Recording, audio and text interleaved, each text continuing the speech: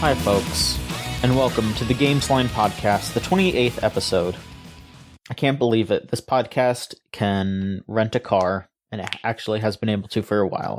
I should have said that sooner. I'm John. I'm hosting. I'm here. Sorry we weren't here last week. You know what? It's December. You know how spotty things get during December. Just, you know how it goes. I'm here this time, though. Maverick is also here. Hello, Maverick. I'm here. It's been like fucking ages since I've been on. It has. Your presence has been missed. Yeah, I've been busy. Unemployment's a hell of a drug, and then entry back into the workforce is a hell of a drug at the same time. I'm like twin needling over here. And what's that? Up on the rooftop, click, click, click, down our chimney here in the Gamesline studios. Whoa, it's a guest this week. We do have a guest, that's right. Oh, I fell off the chimney. Hi. I'm LumberJackson. Hi. Hello, LumberJackson. Hello, I fell on my ass. How you doing? Thank you for inviting me. Yes. Of course. I'm just gonna tell you that was really good Foley. I'm just gonna let you know that was good. It's like there's some kind of voice actor. Oh, it's like some kind of amateur baby doo-doo ass VA or whatever. Well, we are very glad to have you on here. Is there you just said right there that you're an amateur VA. Run us through the stuff that you do online, if you would. Oh, geez. Okay. I'm a freelance game reviewer and journalist, which is weird to say. I'm a Twitch streamer, which is the thing that'll probably get rocks thrown at me.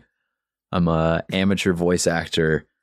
And then outside the internet, I'm a forensic scientist and a criminal psychologist, weirdly enough. So crime stuff is my forte. But when I'm on the computer, I'm 100% gaming. Don't knock gaming inside. But, that's basically it. The best person you could ask to give you a rundown of Silent Hill 2. Oh, yeah. Yeah, sounds like it. Yeah, I'll give you all the mental illnesses about video games and why you should play them. Absolutely.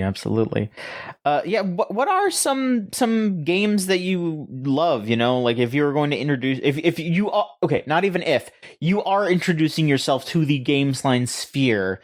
So, what are some of your favorite games and just other things that you would like to introduce yourself with?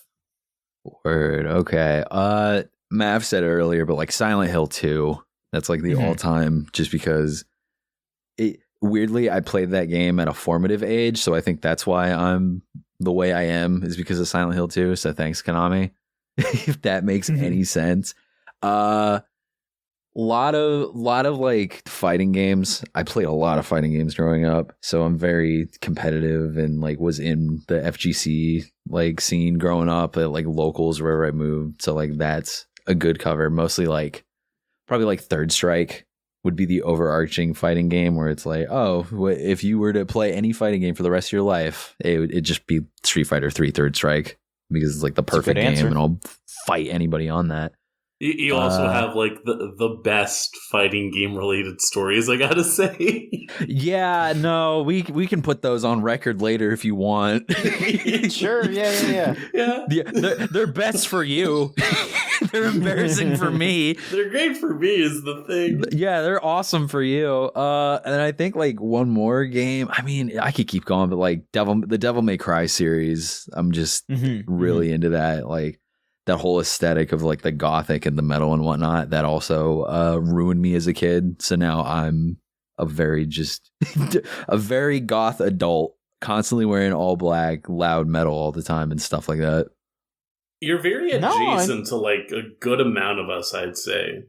Oh yeah, I was gonna say, yeah, absolutely. A lot of us have the same. I mean, yeah, like I love fighting games. Rose is a big DMC character action head. Yeah, absolutely. No, our tastes definitely align here. Our core primarily is like, action. A lot of JRPGs. We maybe have the most per capita appreciation of what turn-based combat can provide to a medium. What else? Like I don't know. It's been fucking ages since I touched a first-person shooter, so I can't speak for everyone else, but I don't dislike them. I like a first-person shooter here and there. And then you're also like a big Doom head, though, is the thing, too. Like, you are an avid fan of boomer shooters. I do like boomer shooters quite a bit, yes. Fair enough. I tried Doom for the first time like a week ago, 2 weeks ago. And that was insane. I was like, why is this such a formative game? And then we started playing it and I was like, oh, I get it now. I understand why people are like, oh, games were better back then. Yeah, I love 2D sprites.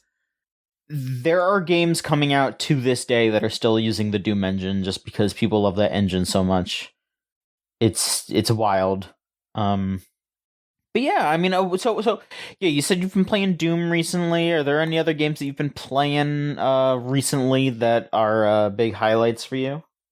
I will say I did. I think it was yesterday or the day before. No, technically the day before when this is recording, quote unquote. I played Half-Life for the first time, believe it or not. All right. So I did that, and then that also clicked in my head where it was like, oh, like 1998, yeah, this is a pretty good FPS. God, that game aged surely, a 25-year-old game.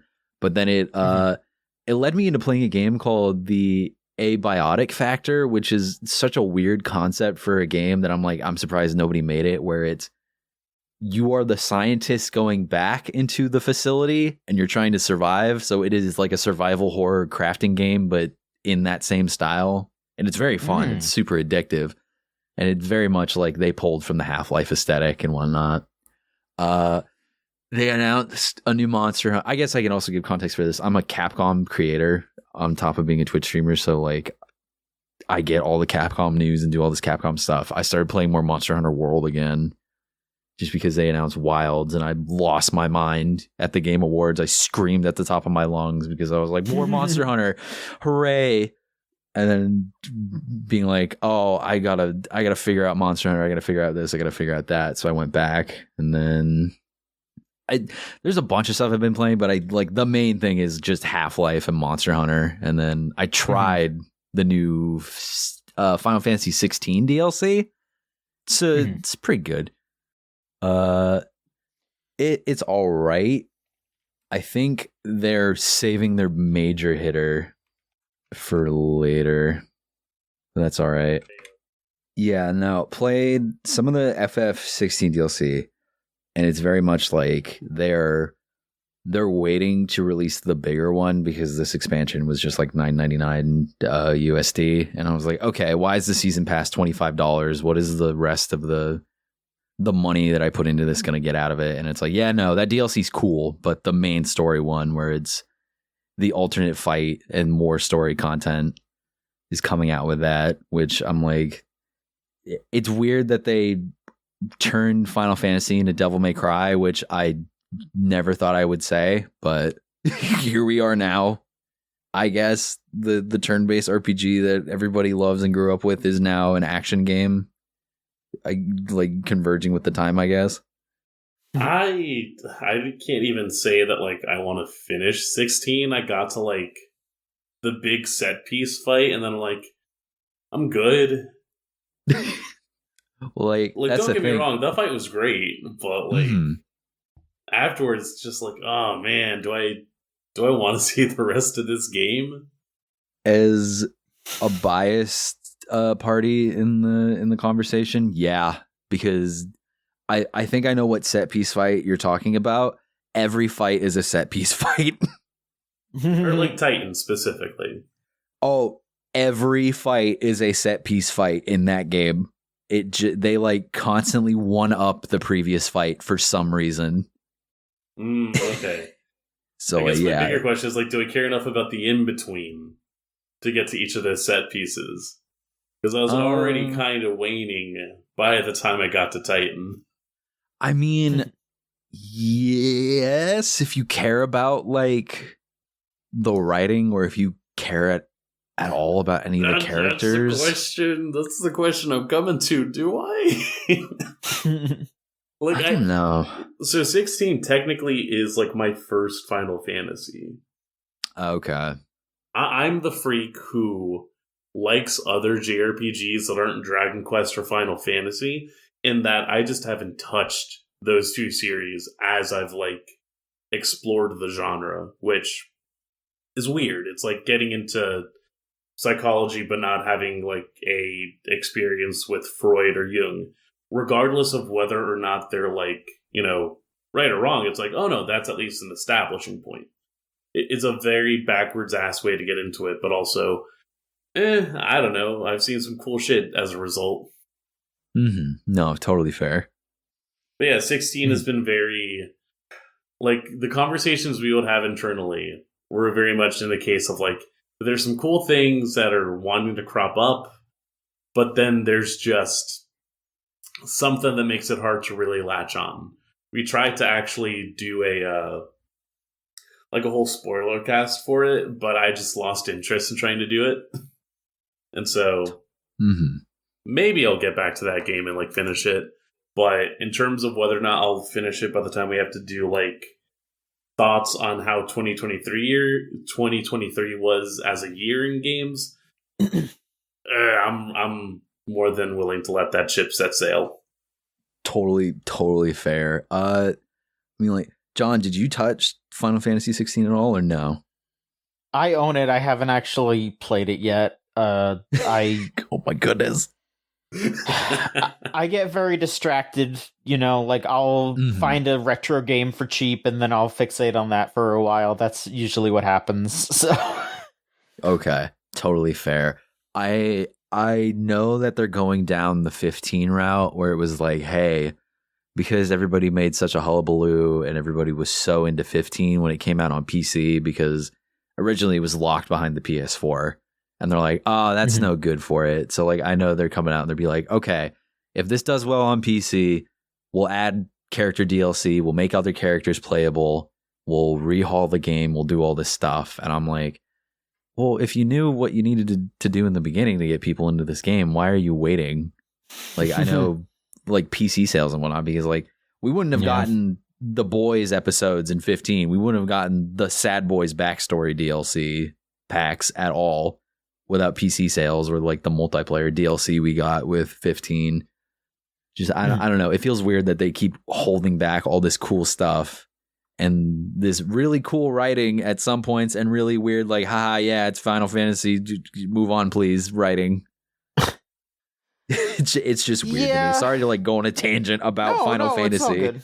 No, yeah. I mean, I remember they canceled a lot of that DLC that was going to be in 15, so a bunch of stuff that could have been really cool that people were looking forward to just got pulled out from underneath them. It was especially frustrating because they did all those other DLCs that were for 15, I mean, that were focused on the main party, and people were only a little interested in that because it was just yeah, we had a whole game with these guys.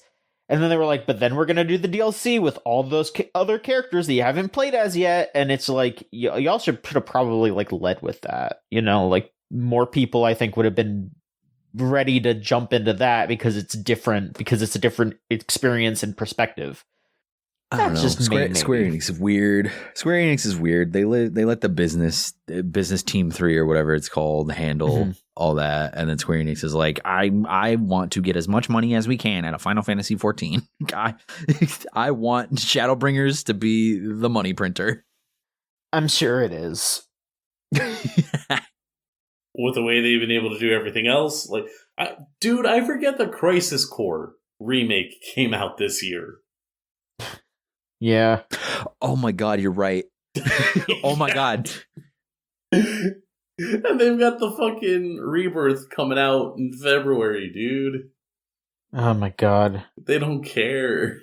You get the true story of Final Fantasy VII once and for all after all these years, because the original, I guess, is not the original vision of that game. I guess. I don't know. And somewhere out there, someone's give me remaster. And I'm I don't know, homie.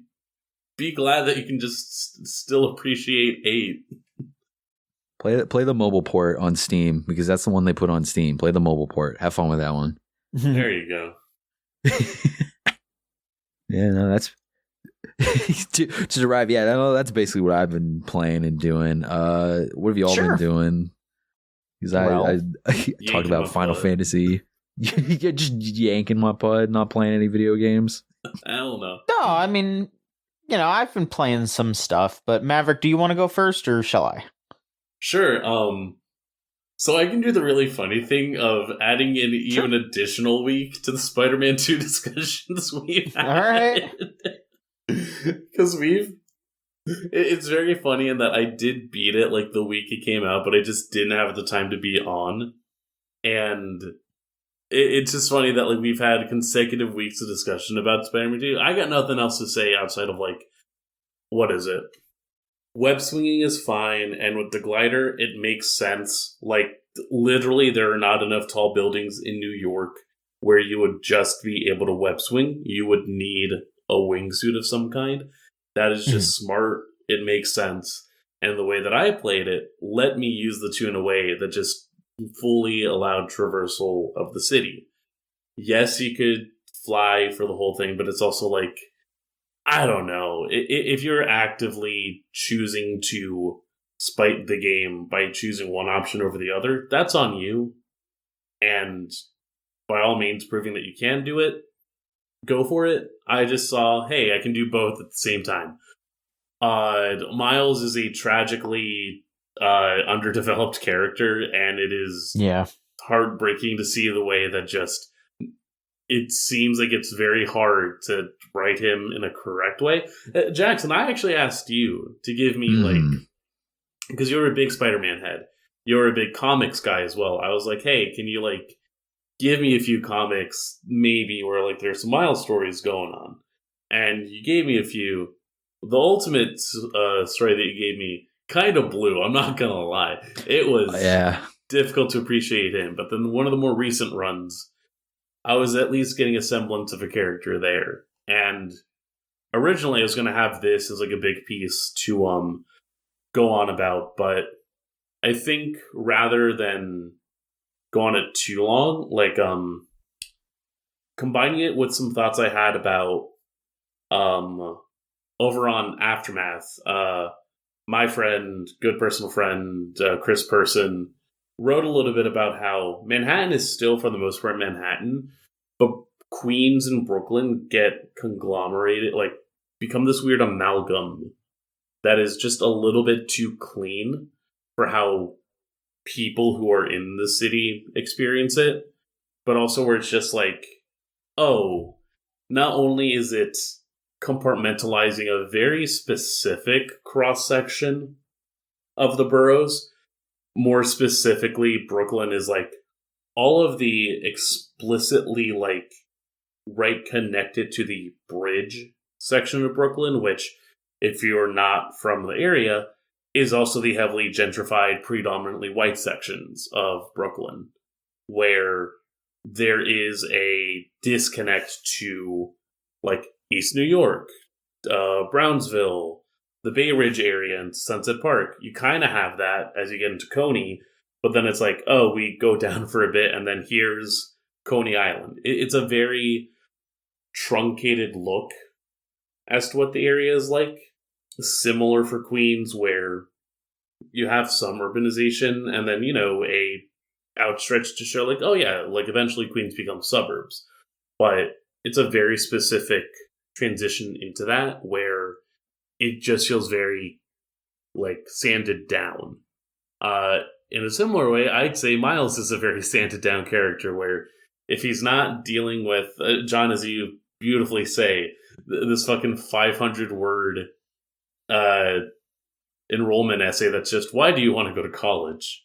Well, when he's not, like, worrying about that, he's then just becoming his mouthpiece for the Harlem Renaissance, the beautiful combination of Latinx and Black diversity here in New York. And it's like, you can have that as a character. I'm not going to sit here and try to challenge the like authenticity of Miles' ethnicity, but it's just one of those cases where, like, I hear him talk about getting ready for food or, like, wanting to have plátano and wanting to have, like, very specific. Like, get that chopped cheese, Spider-Man. Like, it's very specific pulls from the culture, but it really is just indicative of people who mean well, but are not like actually living in the culture.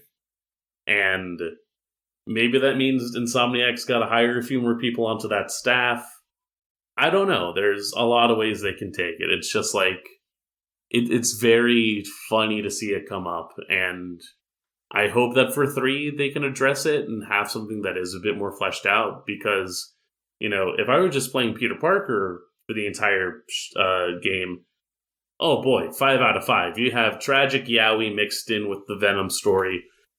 You made a game for the gamers. What am I to say? But to mix in the Miles stuff in a way that just feels so like toothless, it just really like left not a sour taste in my mouth, but I'm just like, come on, man, you could do more. Absolutely, yeah. It's a shame. There's a lot about that game that is really, really good, but there's also just like so many little holes that make it very frustrating. Definitely, like, you know, I mean, we'll talk about it in a moment, but yeah, like, Spider-Man got nominated a whole lot at the Game Awards, and the fact that it didn't win anything, I was just like, yeah, that makes sense. Like, I would nominate Spider-Man for a lot of awards, but I probably wouldn't give it any of them. You know, like, it's something that I want to give, like, a good nod to this year, but I'm not going to be like, wow, that was, like, a standout top 5 of the year. Like, I mean, I'll probably have it on, like, my top 10 list, but, like, probably not in the top 5. Absolutely not. It gains a lot more of a platform because of the fact that I gave the time to play it. If I had more stuff, if I had the time to play other things, it would probably get knocked down, like, immediately. Yeah. I guess I could mention some stuff that I've been playing real quick. I mean, yeah. I kind of just want to get into news because there's just so much this week. Because we missed last week, and just a lot of shit has been happening lately. It's been nuts. So I started to replay Alan Wake 1 because I'm going to try my best to finish Alan Wake 2 before the end of the year, before we have to do Game of the Year stuff. But, like, Alan Wake 1's pretty alright. I will say that it's not as, like, standout amazing as I remember it being, but I do kind of remember a lot of, like, the real highlights to Alan Wake 1 being at the end with the DLC. So that'll probably be when it really picks up. Cause I mean, yeah, a lot of that is just kind of like wandering around and picking up pages. I like picking up the manuscript pages though. I like having Alan read that shit back to me. I'm like, run that shit back to me, Alan. Tell me what's up. Tell me what's gonna happen in the future. And then you find out. And then you see it later. It's like, whoa. How does it just know? Happens. It just happened. It's a fun story though. It's cool. I'm looking forward to playing the sequel. But I've gotten sidetracked from that by 2 things that are just John brainworms. The new Pokemon DLC came out, and I got my hands on a review copy of Granblue Fantasy Versus Rising. So I'm sorry, Alan heads. I'm sorry. I'm gonna be a little bit. The nation of Finland understands. Yeah. Sam Lakes is just gonna give me that like Max Payne look, and I'm just gonna burst into tears. They hit you with the Max Payne stare. Yeah. But the Pokemon DLC, it's pretty neat. I got through the like main story aspect of it. The new battles were actually pretty challenging. Like you have to go up against a new Elite Four plus a new champion. And it's all double battles, and they all have like semi-competitive teams. Like they're definitely not as good as like what you would actually play against competitively, but like, you know, I battled against someone who was running a Sunny Day team. I battled against someone who, you know, was doing like just moves that an actual competitive Pokemon player would do. So I got through it, but it was a challenge. So I was like, wow, yeah, no, this is like the exact amount of challenge that I want to see, where it's not ROM hack level of, oh, they have 6 perfect IVs and perfect EV training and they have insane attacks and, all that shit. Like, it wasn't that far, but it was definitely just like, no, hey, this is the kind of battling that you will do if you do more competitive stuff. Like, start out here, and if you like it, keep going. And I really appreciate that. I think that the new... So after you do all that, then you have to go catch Terapagos, which was just whatever. It was just a quick little story thing. It's just Terapagos is the new Pokemon. I don't know. I apologize, Jackson, if you are not into Pokemon and I'm just kind of dumping a bunch of crazy bullshit onto your lap here. No, you're totally cool. I dropped off the newest Pokemon, so like this is a very interesting perspective because I didn't realize like the DLC did that. So I'm like, oh hey, wait, no, this is actually interesting to me. So please keep going. I want to hear more. So in this deal, so Terapagos they reveal is like the origin of Terra. For those listening who might not know, the Terra type thing is basically once per battle, you can choose one of your Pokemon to basically pop this effect that changes its type. You can assign any of the types to any of your Pokemon. When you initially catch a Pokemon, usually its Terra type will just be one of its base types. And if you use that, it gives it I think a 2.3 times bonus to its same type attacks. Or if it's something that you can get its type changed by using Terra shards that you get from raids and stuff like that. And so then, you can have like a fighting type Alakazam, or a water type Rillaboom, there's all these different combinations that you could do, like, defensively and offensively, and it opens up a lot of options, but it's also, like, incredibly busted. Like, famously, this generation of Pokemon is one of the most... If you keep up with, like, Smogon and competitive Pokemon, like, they are banning things, like, every week because of how broken terrestrialization and all these new things that they keep introducing with the DLC is just absolutely crazy how many things keep happening. Like, they fucking banned Gliscor. Like, that's the kind of shit that's going on right now. Okay, cool. Okay, cool. I love my little competitive team, and then next week they're like, everything's banned. You can't use any of this. It's unfair. I mean, you could just play in Ubers. You're so right. So I'm saying, but because the thing is that like Ubers, they've banned so much stuff that Ubers really does feel like a viable, like, fun metagame now, because it's not just like, oh yeah, it's just like the 5 legendaries, it's like, no, hey, there's like a lot of different options now because they have moved so many things up there. But the thing with Terapagos is that it also introduces a new Terra type. Pretty much a new type of a new Pokemon type called Stellar, which, very funnily enough, seems to be pretty bad. Like, the way that it works is it's only available when you activate a Terra, and what it does is it makes all of your attacks have an automatic an automatic same type attack bonus buff for all of them, but just like one per type. Like, for example, if you have say for example you have a, I don't fucking know, a Wigglytuff that has Hyper Voice and Fire Punch, Ice Punch, and Thunder Punch, just for example. You terrestrialize it, so that means it has one charge of same type bonus for each of those moves. But if it had like multiple normal type moves, it would only have that bonus for one move. So or multiple fire moves. Like if it had flamethrower and fire punch, it would have the bonus for the Fire Punch, but then if you used Flamethrower or Fire Punch again after that, it wouldn't have that bonus. And if it knows Terra Blast, it makes it so it's an automatic super effective hit if your opponent is also terastallized. And that's it. There's no bonus for defensiveness. The attack bonus is extremely limited. It's almost like it seems like they basically just built in an anti-terastallization move, except you have to use your terastallization to do it.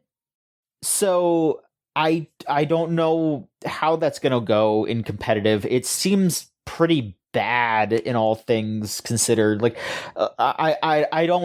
I'm very casually interested in competitive Pokemon. But pretty much everyone I've seen talking about it has just been like, there's maybe like 3 or 4 instances that I would run this over literally anything else. Like, there's so many better options that I would rather have than this. Which is pretty surprising that, like, they pretty much introduced a new type and everyone's just like, eh. That seems so weird. It just seems like an terrorization. Like, why would I use Terra if I know my opponent can just super effective? Like, it just seems like everybody's now literally a glass cannon now. Like, it's a tentative. It's a weird tentative way to disregard the cool new mechanic that they added into a new generation of Pokemon. I mean, the only thing that I could guess is that they released it and saw how immediately powerful it was and just went like, fuck, we gotta do something about this. But, like, the thing is, though, is that every single generation they introduce a mechanic, and that mechanic, like, probably the least broken one was like Z moves, but it's like Mega Evolution, like some of those mega Pokemon are crazy. Dynamaxing was crazy. So terastallization is like probably the most broken one so far, I would say. I don't know if other like competitive people will agree. I know a lot of people didn't like Dynamax, but like it basically just seems like instead of just being like, okay, yeah, we'll just do something else next generation, they went like, we have to fix this right now. We made a mistake. This feels like them trying to fix a mistake, and I don't think it's gonna work, because like if someone because all that has to happen is if someone does terastallizes into Stellar type, and you have a Terra Pokemon out, you just switch that Terra Pokemon out, and then it's not like their Terra Blast is gonna necessarily have a super effective hit against a non-Terra Pokemon. Like, just walk out. Like, just don't be there. You know, like I don't get it. It's so weird. Weird solution to a problem that they made, I guess. I don't know. Like you said, it's just every new generation they just kind of have a new mechanic and then they toss it away and they're like, okay, something new. So I'm like, I guess this is a band-aid until they introduce a new gen where they're like, yeah, no, you can't do that anymore. Here's our new thing. Fusion. Awesome. You can fuse Pokemon. Get at it. Like, just something weird again that they're going to have to be like, sorry, this is ruining competitive. Here's a weird thing to fix it. Mm-hmm. Yeah, it's a bummer because, like, I don't know, it seems like other than terastallization, like, competitive is pretty healthy. Like, they are coming up with new cool things to do. I just think terastallization itself was a mistake. So hopefully next gen there will be something that isn't as insane. But I'm also just kind of sitting here like, man, I wonder if they're going to keep terastallization purely because, like, Terrapagos's entire thing is based around terastallization. So if they don't bring it back, is it just like, yeah, we're just not going to bring that Pokemon back ever again. It's just staying in that one generation. Like, that seems a little crazy to me, but also, you know, with how much they've cut recently, I don't know. This shit's nuts. I love being a Pokemon fan. I love Pokemon. This is so great. Is this their? They're not releasing. Well, as far as we know, there isn't any more DLC after this, right? It's just these two are the major DLCs that are coming out for Scarlet and Violet. So, yes, the last thing is apparently there's going to be some kind of like epilogue thing that is probably going to be released as like in a like you know how like in the old games you'd get like the like pass or whatever, like, oh, you can go fight Darkrai now or whatever. They're gonna do that, except from what I've read from some leaks, it's actually going to be like a more involved thing. It's not just like show up to this place and catch this Pokemon. It's like it's going to be like an hour and a half long event thing, and then you get the like last mythical Pokemon that they're introducing. Which, you know, that's neat, but yeah, this is the last like major update for Scarlet and Violet. They're probably going to announce like I don't know if they're going to announce Gen 10 on Pokemon Day or whatever. The big rumor is that it's going to be either a Gen 5 remake or they're going to do another Pokemon Legends game, but it's going to be set in Gen 5. Like everything's pointing to Gen 5. Specifically because this DLC actually takes place in Unova. You're like an exchange student to a Unovan school, which is pretty fun, I would say. Like especially because like Gen 5 is one of my favorite gens. So it's very cool that they're giving a nod to that. But yeah, I mean, I hope it's another Legends game. Like Legends Arceus is really cool, but there were a lot of problems with that game. I like not like completely horrible things, but it's just like I am excited to see a sequel to that game. I want to see what they improve. So I would like Legends Curem or whatever it would end up being, I guess. Something along those lines, and it's I don't even know how they would do that. That's just strange to me. But I'm keeping an open mind because the idea of another Legends game is cool, and hopefully they learned from Legends Arceus what works and what doesn't work, and actually listen to people being like, hey, this was a weird thing. This was a really weird concept. Can we not do it again? And they're like, actually, no, we're gonna run it back and you're gonna enjoy it. You're gonna do it in ye old Unova now. I've been seeing a lot of people thinking that it might be like in the future this time, especially because you know, they had the Paradox Pokemon in this one. It's like they had the past ones, and now then they have the future ones. So maybe they have one Legends game in the past and one in the future. I don't know. I mean, I'm interested to see what they do either way. Because if they go to the past for Unova, I want it to be Wild West themed. That's what I want really bad. That would be so goofy. It would be goofy, but I would love it. Just watch them 180, and they're like, actually, it's a mystery dungeon game. By us entirely. We're not getting a Spike on this at all. It's just entirely in-house. See, I was gonna say, yeah, if they were just like, hey, I mean, they need what they should do is they should get Spike Chunsoft to remake Explorers of Sky, so I could play that for not $300. But I mean, you know, I can, you know, there's emulators, I know, but there's other methods to play video games. Smiling directly at the camera. Yes, but I think people should be introduced to that game. That game is awesome. And then, yeah, I've only played a little bit of Granblue Rising, but hey, you know what? Granblue Versus is a really good game, and this is that game, but they updated it, and it has rollback netcode now. And that's all I really need to say. Yeah, what's the countdown on Jay Easy getting involved in that? I don't know. He seems pretty fixated on Guilty Gear right now. I mean, I think that'll be good for him. You know, it's so funny that I was at that show, dude. It's so fucking funny. You were there when he reached out across the aisle, I guess, and became best friends with Bridget. Yeah, and then immediately it's just like, bro, I'm gonna get into Guilty Gear.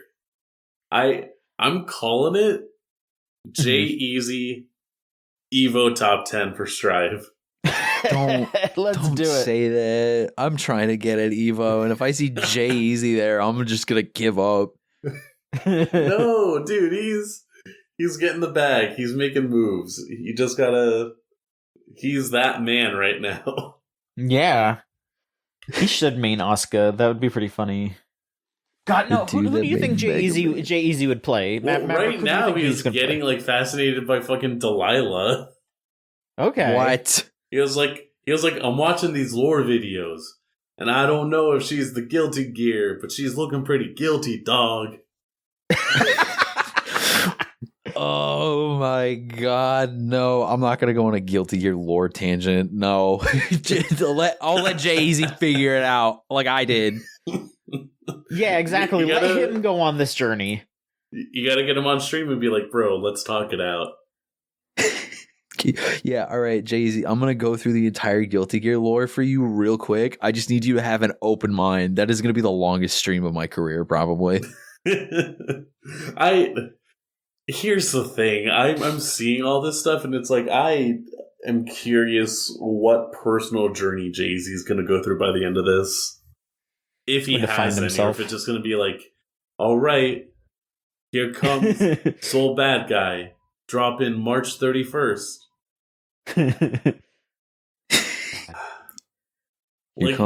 Here comes my self-made album, Guilty Gears. And it's just samples of old songs from like Accent Core and whatnot. Yeah.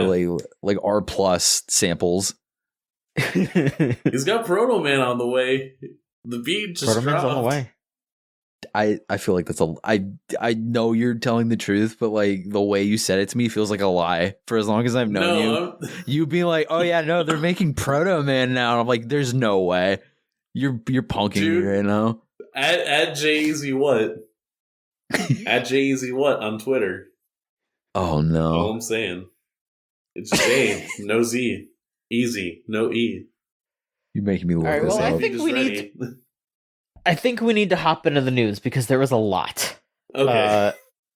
Let's see here. So the big thing was that the Game Awards happened. Of course, we have all the announcements. You know, we have all the big reveals from the Game Awards. All the stars were there. All the stars, yes. I mean, you know, we could talk about that, but also, you know, I guess it should also be pointed out that, yeah, like, it was a weird show. Everyone was being rushed constantly, like, way more than usual, which, you know, I'm not going to make any direct accusations, but this is a very contentious time in the games industry, and it is a time where a lot of people are losing their jobs. And it definitely feels like Jeff Keighley did not want people to openly acknowledge that. He wanted... Like, Jeff Keighley has always been a person who is just like, I want tonight, during the Game Awards, is the night that we highlight what's good in the games industry. That is what we focus on. We don't... Like, he's just an extremely no-bummers person. And, I don't think that Jeff Keighley is evil.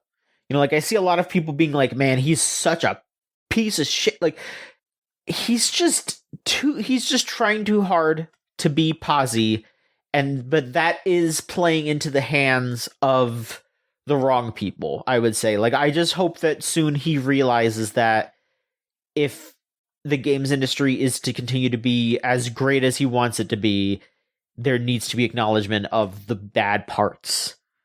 Right, like, even with... You know, I think a lot of it, too, comes to this idea of, oh, let's have video games as an industry be as lauded as film, as lauded as television, as lauded as music. Mm-hmm. Part of that conversation is the fact that, like, we are at a very specific crossroads when it comes to how that entertainment is being produced and the people who are in charge of its production. And more specifically, like, at the helm of the labor for that material are being compensated. Like, people aren't going above and beyond about how cool movies are and how cool television is because they just think, man, the movies, the television. It's because they are also being a part of the conversation that is like, oh, damn, a lot of writers are getting screwed over right now. A lot of actors are getting screwed over right now. And to dig even deeper, like, for the next 3 years, it's going to be very, like, pivotal to see just how exactly that SAG contract turns out to be, and whether or not we're going to have to like double efforts to provide support for a group of people that are very easily getting undercut by technological advances.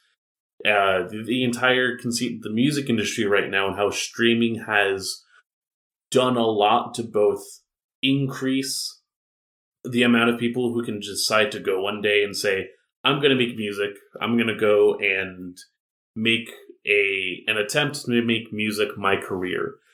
And in equal turn, people that have done that already are just being shown a pay equivalent that is so, like, unsupportive in the process, and require people to be able to, like, be vocal about that so that there might actually be a change in how people are able to, like, make a living off of music.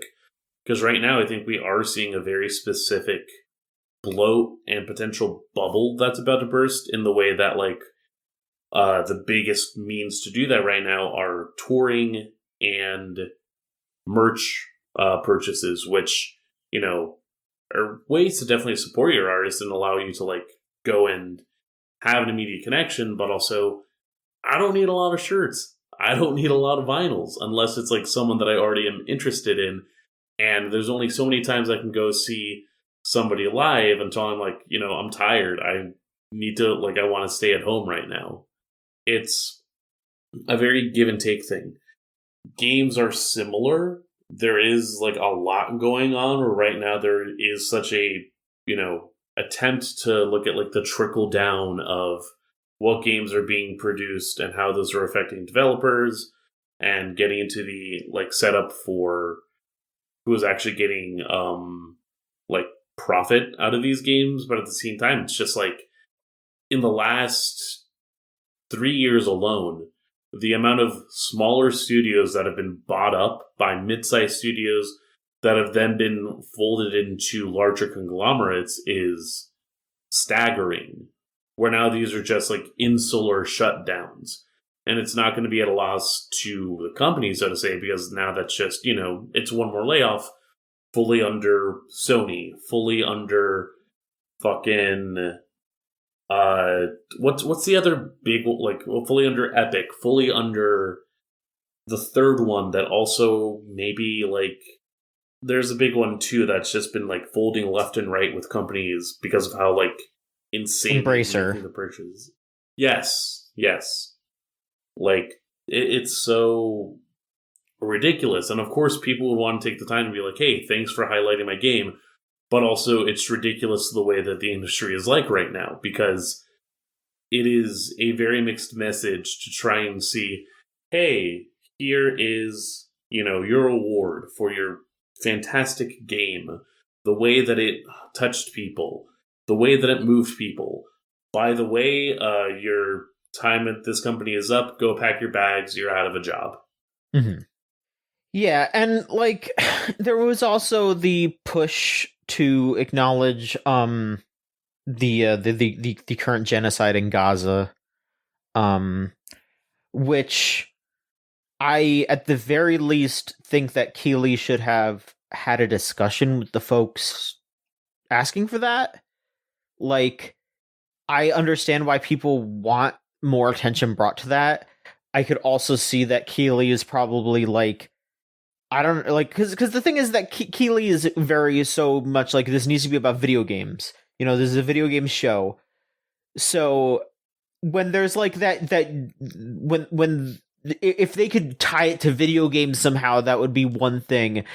I think that, but at least in his eyes, but like the fact that he just completely ignored it is just like, dude, like, you gotta say something at least. Like, there's a huge amount of people pushing for this. Ignoring it was already one thing, but then to also have Neil Druckmann take the stage, yeah, I think is the other part of it, where it's like, dude, like, again, I want to at least, you know, go in with good faith from what is predominantly just a very oblivious man who is very much in love with the concept of video games. But then it's also like, dog, someone had to, like, prep you. Like, yeah, there had to be someone to be like, okay, if you don't want to like have the Game Awards, like if you want the Game Awards to exist in this pocket, fine, sure. You cannot let this man be on your stage right now. Yeah, because, ooh boy, does he say something wrong? The fact that Vice article is still up and has not somehow gotten nuked is fantastic. Because man, you read it and it's like, oh, I never need to worry about playing The Last of Us Part 2. Mm-hmm. I'm good. I already care to, but it's very much like, oh, you know what? I don't need to engage in this. It's fine. It's so weird. I've been biting my tongue because I'm like, there's stuff that I could say, but I'm just like, you're explaining it very well. Both of you are just really getting to it, but I'm like, you could chime in, please. Yeah, like, totally. No, this Game Awards was so weird because it's like they had the open letter that they wrote to Jeff. Jeff obviously read it and then did nothing with it because it was supposed to address like, hey, talk about the layoffs, do all this. There's proof Jeff read it, didn't do anything with it. We had people outside the venue protesting, and that's why they were trying to like, hey, we got to hurry this up. There's people outside. We got to kick this up. And it's also the fact like the people who are backing the Game Awards that are dumping all this money to make the show happen is also like the reason why Jeff is kind of just being pushed and pulled and being like, I can't do this. I can't do that. Like, I wish Jeff said something because they were like, hey, this is a great year for games. This is the most amount of people we've ever had watch the Game Awards. We had over 118 million people worldwide viewing the Game Awards collectively. And I'm like, damn, that's crazy. That's an awesome platform to maybe address some stuff going on, right? Like, isn't it? Yeah. Isn't it within your responsibility that if you have a platform to address like this industry that you claim to love and whatnot? It's just so weird to me. And then like, oh, why did Neil Druckmann go on stage? Why are you here? I think at that point in the Game Awards, I think I just completely shut off. I think my brain turned off as soon as that man walked on stage. I was like, yeah, no, I know what this award ceremony is about. Everything will be okay. They I don't know. It feels like they've lost sight. Is because with the way the industry is going, they're really losing sight about what the passion is of creating these titles and what it means for some people. They're getting blinded by the big profit margins that come in, and they don't recognize the fact like, oh, this title did something for somebody. This title could eventually influence the next big thing to come out. And it's just so weird. I don't get it. And then I don't know. I'm just getting frustrated. I get frustrated thinking about the Game Awards. It's just so weird. Keighley is just another thing with him is that he wants video games to have that outside acknowledgement that like, wow, they're just as good as movies and TV and all that. And like, that's partially why he's always getting like, you know, actors and shit out there. And, you know, like, yeah, like Druckmann coming out and all that shit. That's because, you know, like a lot of mainstream press liked the Last of Us show. So Keighley's just like, yes, now we can have more crossover. More people know more about video games. This is a great thing for video games. Let's continue to celebrate it. Like, Jeff isn't thinking about the kind of person that Neil Druckmann is. Of course not. You know, like he's just seeing it. Oh, you know what? People will get this guy out here because it's a win-win. We got Gonzo on the show because now we can talk about video games. He's acknowledging Zelda. More people play Zelda. Hooray. Like it's just a very close-minded, very like just because the thing is that like, you know, like movies don't have to be acknowledged by music. Music doesn't have to be acknowledged by movies. They can work together. You can use them in tandem. You know, like music is used in movies. You can record a music video for a song, just like how you can adapt a TV show or a movie into a game. You know, like or you can have some sort of interactive experience set to a song. You know, we don't like.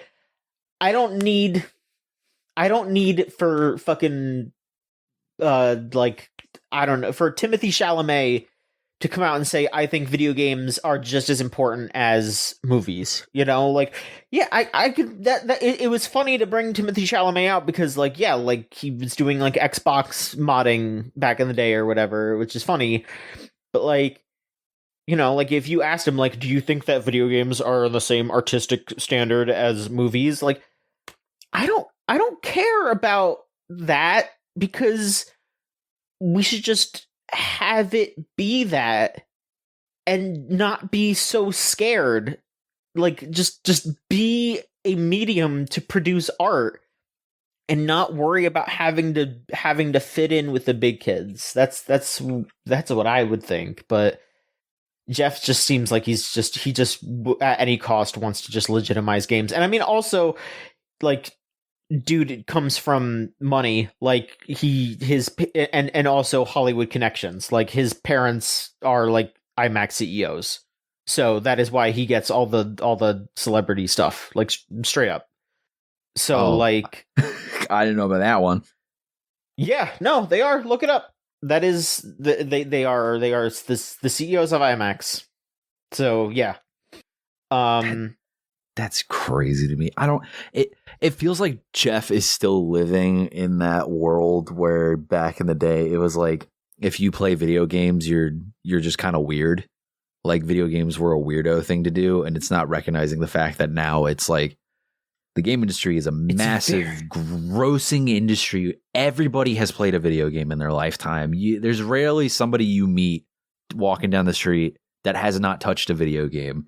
And it's just weird because we had like the GTA 6 trailer come out before Game Awards, and it's been almost out for 2 weeks, and that has almost been viewed almost 200 million times in a 2-week period.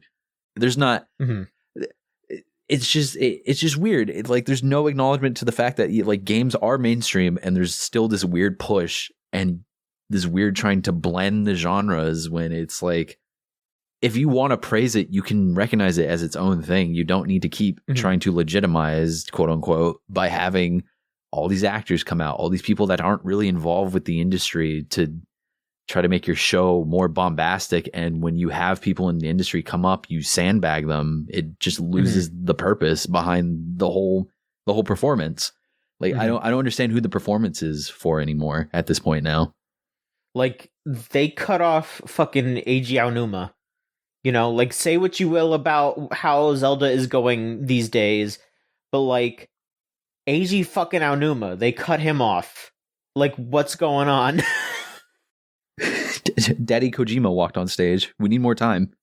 Yeah, I mean, and yeah, Jeff is still continuing to kiss Kojima's ass. It is way too much. Like, I as a fan of Hideo Kojima, like, it's so apparent. Like it's comical. It is comical how Jeff is with Kojima. It is insane. Like, it is filleting. Like, straight up, it is. Like, it is so fucking overbearing. Like, and don't get me wrong, like, I'm pretty interested in what got announced, you know, like, especially because it's not just Kojima. Like, Jordan Peele is involved with this. Like that's cool. And there's probably going to be other, like, things. Like, I'm sure that he's probably bringing, like, Del Toro and Junji Ito on, because, like, this seems to be, like, what he wanted to do with Silent Hills, but he's actually doing it this time. So, you know, he's probably getting that band back together. So it'll probably be really cool. But, like, having, like, Jeff wheeling him out and, like, having, like, a little interview segment in the middle of your fucking awards show, like, dude, what are you doing? Like, you can have these interdisciplinary crossovers. No one is saying that you can't. Like, you know, there's a moment in time where David Bowie tried his hand at acting. I think about how, like, an author, Nick Hornsby, did a bunch of lyrics for a Ben Folds album. And that was, like, the whole bit. Like, oh, yeah, we're going to collab on, like, this idea. Someone else do the words. I do the music. Like, this has happened before, and it's a healthy, like, cross flow of talent. But for whatever reason, when you get that appointed to now this new framework of video games, there's just something that comes over people where it's like, oh, I got this guy involved. Now people are going to be interested. Now this is going to be cool. And it's like, I was already interested at the idea of like, oh, we're going to have this, conversation across mediums in order to convey a narrative, convey a message, convey a theme. Like, fucking, as stupid and as awful of a man he is, David Cage just deciding to say, hey, I'll get Bowie on for Omicron is like maybe one of the more platonic ideals of that, where it is just, I got this guy on board because he kind of was interested. Mm-hmm. And that was about it. But, if you're having me try and avoid giving some ups to David fucking Cage, that just shows you how far gone we've, lost this plot so far. Yeah. The best year in gaming. The best year in video games. Let's go over what they revealed, then. Hooray! Oh, I can't wait. What did the Game Awards show this year? Don't forget the content. Never, never, never. Never, never, never. As previously mentioned, there is going to be a new Monster Hunter. Monster Hunter Wilds. That's not until 2025, though, which, again, when you say it right now, you're just like, oh yeah, that's a long time from now. No, that's only like a year from now. It's 2024 in 2 weeks. So, And then they came out. They're like, yeah, no, wait till this summer. We'll show you more. Which is not that far off either. That's a couple months. It's not. Nope. And also, as previously mentioned, Kojima showed off a short trailer for his new game called OD. Jordan Peele is going to be working on it with him, and the live-action actors that Kojima has roped in this time are Sophia Lillis, Hunter Schafer, and Udo Kier. No idea how that's gonna shake out exactly. There was some leaked gameplay a year ago that was recorded by a shirtless man. If you look up Kojima OD leak, you can see it. It's a horror game. It seems like a horror game. And I guess the actual game name is going to be Overdose, because that also leaked alongside that leaked footage, so it'll be called Overdose. Interesting. Okay. There's a new God of War Ragnarok DLC, which Maverick, we could probably talk about that a bit. But they dropped that for free, and it was out a week later, which is that's pretty crazy. There is the next Arcane Studios game is going to be a Blade game, like the Marvel character Blade, which I'm pretty stoked about that. I'm not going to lie. That seems pretty a really good idea. It looked in concept, it looked cool. I like the big sigh of relief that I collectively heard when it was just Bethesda Arcane, and then they were like, oh, this is more Redfall shit, and everybody kind of backed away, and Blade stood up, and we all collectively cheered. Yeah, and then we were like, wait a minute, who's actually backing this Blade project? So I need to wait and see if it's actually Marvel Comics and Marvel Studios, or if it's Disney Marvel going in. We'll see. I mean, if it's just the same kind of gameplay style as a Dishonored or Deathloop or whatever, that should be fine. That's already getting them 5 steps in the right direction versus whatever they fucking tried with the Redfall. Exactly. And I am who's played it twice. I am reading through the IGN article just to give context here. I'm just going in that order. So Sega also went hey, guess what? We're making a bunch of reboots all at once. They confirmed, well, because there was that leak a while back where it was oh yeah, here's some footage of the Persona 3 remake, and then there was a little clip of Jet Set Radio, and so everyone was oh shit. And I just remember when this started up, I was oh okay, they're announcing the Jet Set Radio, sure. But then they kept going. And they said that there is also going to be a new Shinobi, a new Golden Axe, a new Streets of Rage, and a new Crazy Taxi. And more? So they showed like gameplay snippets of all of those, but then they were like, no, that's not going to be all. And there have been some like trademarks that got re-upped that were for like Comic Zone and Virtua Fighter and just like all their other stuff. Like whatever you could think of, they re-upped their trademarks. So it seems like they are going kind of balls to the wall here, trying to bring back their old franchises. Like they said in interviews, like, yeah, like Sonic and Yakuza / Like a Dragon really kept us afloat, and also, you know, like Persona and all that as well. Like, so now they are able to make these games that are probably not going to sell as much as, say, a Sonic or a Like a Dragon or a Persona game, but are going to be more experimental and more cool and like, you know, like Dreamcast era vibes. And I'm pretty excited about that, you know, like that was probably the thing that I got the most hype about watching the Game Awards. I don't know about you two, or are there any of these that are sticking out to you particularly? I mean, Streets of Rage, and Crazy Taxi are the only two that I'm like, I don't know what they could do with Crazy Taxi that'll get people to get into it besides like nostalgia. And then Streets of Rage, we had that newer Streets of Rage come out that was really, really good. Really like on the nose what I was like envisioning for a modern day Streets of Rage. So, and then I saw the footage and I'm like, don't make this like a 3D beat 'em up arena fighter thing, please. Yeah, or that's the thing. Reboot the first one, I guess. Yeah, that's the thing that I was pretty surprised about was Streets of Rage. Like, I mean, obviously it was just like a small snapshot, so it's hard to judge, but I was just sitting there like, what do you mean you're bringing Streets of Rage back? You did bring it back. That you made Streets of Rage, like Streets of Rage 4 is a game that exists. So that part was just like, all right, but everything else, yeah, like a new Jet Set Radio, definitely want to see how that goes. Yeah, I think Shinobi and Golden Axe are probably the two that I think have the most potential, but are also the ones that have the most potential to flop too. Like, I don't know. This is all such a weird thing. I would love to see an actually good Comic Zone game, because man, that game has so much style and so much like flair, and it's one of the coolest concepts, and then it's just the hardest game ever for no reason, and it's just not fun whatsoever. Oh, God. Yeah, I hope they make a new Comic Zone.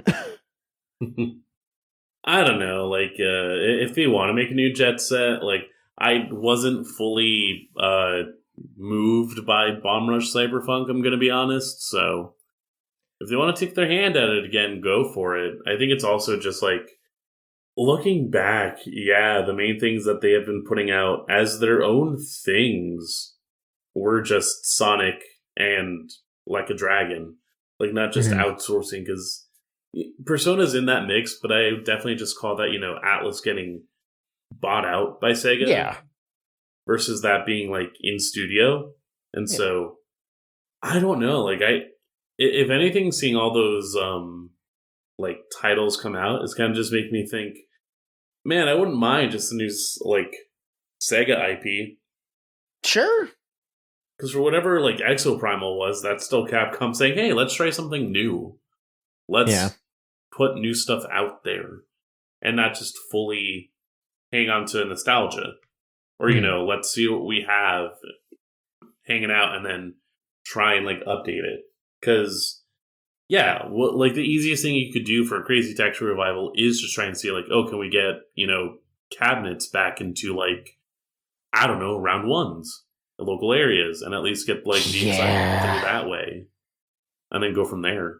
Yeah, that is the thing, is that Crazy Taxi is really best as an arcade game, and I mean, as someone who works at an arcade, I would tell you it would do pretty well, but I don't know about like a wide release sort of thing. That's I don't know, especially since Sega like backed out of the arcade market in Japan. Like, it almost feels like it would be more successful in America than in Japan, and a lot of the times, you know, that could be seen as not worth it if it's not successful in more than one region. I don't know. We'll see. I do hope they make a new Virtua Fighter, just because I know so many people who love Virtua Fighter, and I think they're saying Get that they ready. didn't. Dead or Alive 7. Let's go, dude. No, like, Dead or Alive 8. I want a new Dead or Alive as well too. No, that's the thing. Like, DOA is a great playing game. Like, no, yeah, I'm just making fun of the fact that, like, for the last couple of years, they've just had Virtual Fighter people in DOA. Yeah. I don't fucking know. That's how the series has survived. It's that, and then just being emulated in Yakuza games. Yeah. And playing better in Yakuza games. Yeah. Crazy. There was a game called The Finals, which was some first-person shooter of some sort that I saw some people being like, okay, and then I guess it turns out that, like, most of the voice acting is, like, AI generated, and it just seems like not really anything interesting. I don't fucking know. I don't know any, like, I basically, like, I mean, my brain turned off that entire time that trailer was on there, because it looked very whatever, but then also just being like, oh yeah, no, they didn't actually hire any voice actors. I was just like, all right, that's 2 strikes, and I'm giving you just a 3rd strike just because I don't give a fuck. Goodbye. Like, that was pretty much it. Like, I'm good. I don't care. It was good in concept when it had an open alpha and closed beta, and there was no voice acting, and it just felt good to play an old style like Battlefield. And then they got stupid with it and did all the AI stuff, and it was just like, cool. Thank you for tainting something that could have potentially been cool. Yeah. Bummer. Yeah, we already talked about the Final Fantasy 16 DLC. Hello Games announced their new thing called Light No Fire. Pretty interesting thing there. Pretty much seems like it's going to be an extremely open world game where they were just like, in No Man's Sky we, had the procedurally generated universe. Well, in this one we're procedurally generating a planet, and it just kind of seems like you just go around with your buddies and do things, and you can ride dragons and hang out. And honestly, when I saw it, I was just sitting there and I was like, this feels like this could just be more involved, like a hangout kind of game. Like, this is just like, all right, this is going to be me and my buds hanging out doing Light No Fire, because that's what we're doing tonight while we're shooting the shit about what we did at work today. So sure. Looks, yeah, sure. Just like whatever hangout game. It looks like, no, this is not me throwing shade at Hello Games. This is me just being like, when I first viewed it, it looked like those fake 3D render games that they would put in Disney Channel original movies. Like, it did not look like a real video game. It looked like a 3D rendered like test, and at the end of it, they were just like, yeah, no, that's our new video game. And I'm like, wait, was that gameplay? wait, was that actual like in-engine gameplay? What was going on? Oh man, can they beat the Drake and Josh game allegations? No, no, I don't think so. Oh no. Yeah, is this going to be the first game on the Game Sphere? Let's go, finally. An actual mobile console that I can carry. Yeah. There's that Team Ninja Rise of the Ronin game that's coming out March 22nd. Skull and Bones is coming out February 16th. We have a date. Isn't that crazy? That's a real video game. How long has this been thrown around? Wasn't this like shown in like 2018? 6 years. Yeah, something like that. Amazing how far you can drag your feet when fuck, I can't just write this out. I have a government-binded duty to release this game.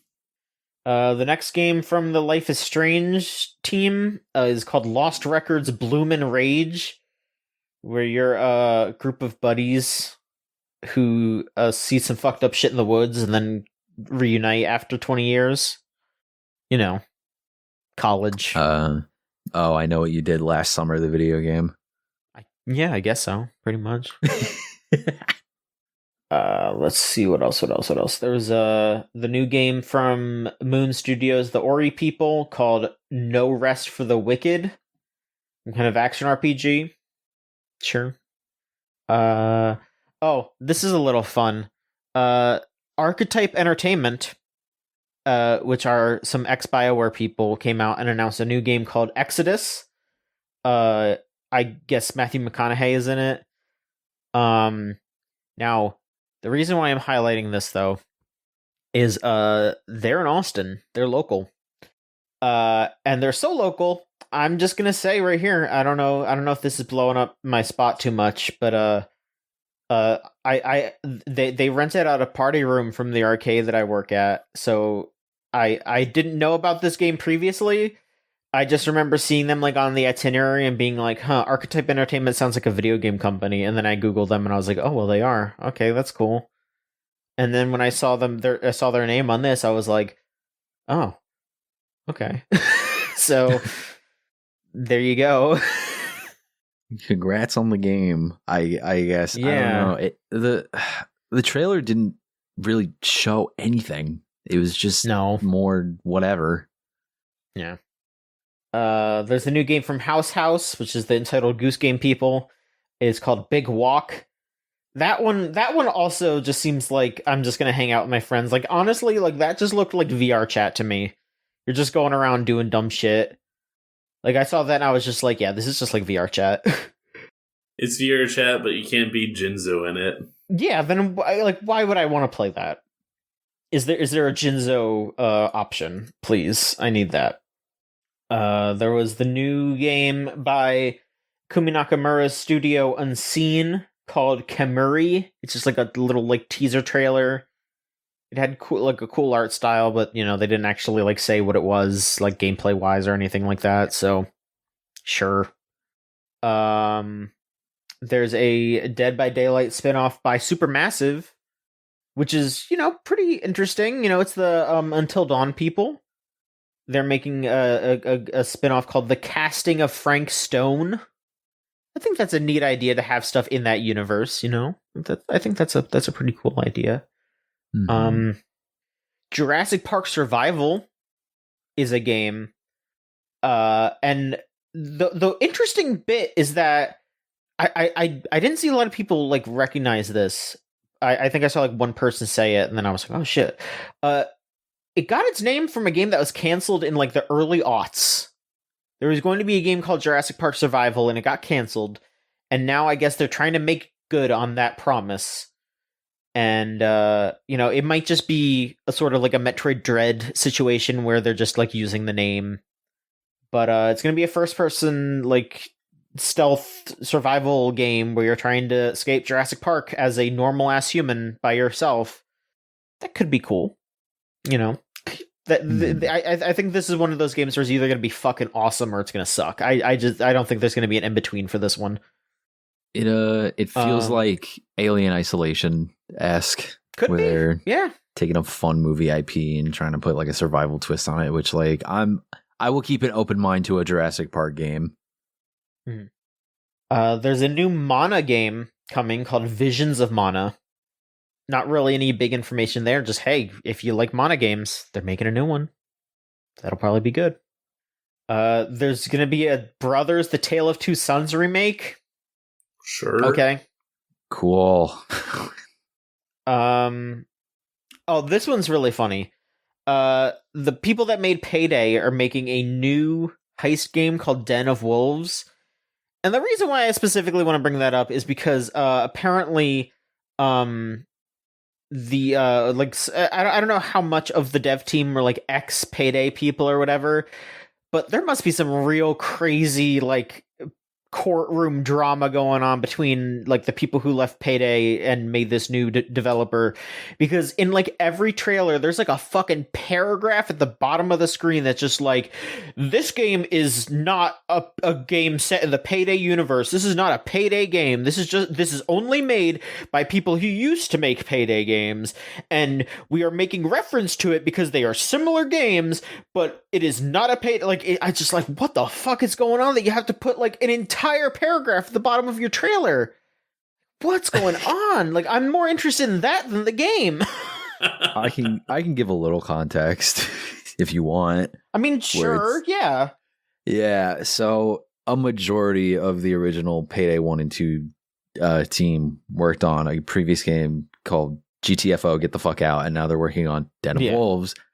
The original creator of one of the main dudes of Payday 1 and 2, whose name is Wolf, who played Wolf in Payday 1 and 2, and is not Wolf anymore in Payday 3, and is now making a game called Den of Wolves. So it's just like a big middle finger to that new team working on Payday 3. Like they're pissed about not doing Payday 3 stuff. Like they're mad. That makes sense. Yeah. I mean, it's their big moneymaker, you know, it's their baby. Back on our heist bullshit though. Yeah. Real heist bullshit, not this weird stuff that we're doing with future heist games. I mean, look, like, yeah, here, I'm just gonna read this quote here that Den of Wolves has, quote, been on the team's mind for a decade, inspired by our Payday roots. We're back on that heist shit. That is a direct quote. So we're, quote, smoking that heist pack, unquote. Yeah. Yeah, so the next EA original, honestly, one of the cooler looking games at this event is Tales of Kenzera. It's coming out April 23rd. It's a fucking, like, sick-ass Metroidvania. Looks really cool, looks really slick. I'm pretty excited about this. I'm gonna keep my eye on this one. The guy who came out to talk about it, I do not recall his name, but he was, like, in a full, like traditional African garb, and coolest outfit of the night, easy, no question. Like, dude looked sick, and then showed off a really cool looking game. Like, just, you know, 10 out of 10 for that guy. Like, absolutely. just a good showing all around. Let's see. I'm gonna kind of skip a little bit because there's just so much shit here. The sequel to The Case of the Golden Idol, called The Rise of the Golden Idol, is coming out. I feel like a couple of people, like, really loved Case of the Golden Idol, and then that kind of didn't really, like, explode, but hey, there's gonna be a sequel. Sure. I'm scrolling. I'm trying to see what else. I mean, you know, there's other stuff. Like, there's that Mecha Break, like, multiplayer mech game that looked pretty cool. The lease got confirmed. I forget if y'all talked about that beforehand, but Elfeltz and Strive. Yeah, Elfeltz and Strive. She got leaked a bit beforehand. She actually got leaked while we were recording the last episode, which is pretty funny. But yeah, got confirmed, got released. Everyone loves her. She's great in this game. Oh yeah, there's the first Berserker Kazan game, which is, like, in the DNF universe. It's like basically like a dungeon fighter Souls-like, which that's a pretty neat idea, I would say. Yeah, it's in response to the Granblue Fantasy Versus RPG coming out. Yeah. Pony Island 2 is happening, which they got fucking ProZD in there, just, like, as himself, like, live action, which is pretty funny. There's no escape. I have no escape from ProZD. Yeah. Sung Wong is involved in every aspect of my life, and now involved in most video games I play. So I'm like, yeah, peace out. Yeah. The developer of Thumper announced a new game called Thrasher, which is going to be another, like, crazy music experience.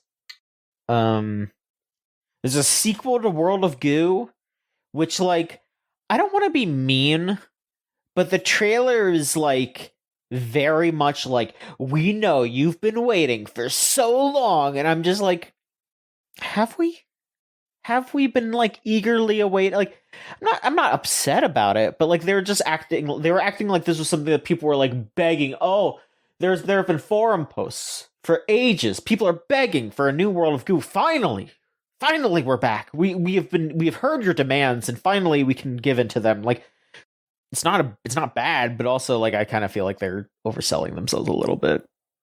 Honestly, I'm for it because it's kind of giving Peggle 2. All right. And I appreciate that.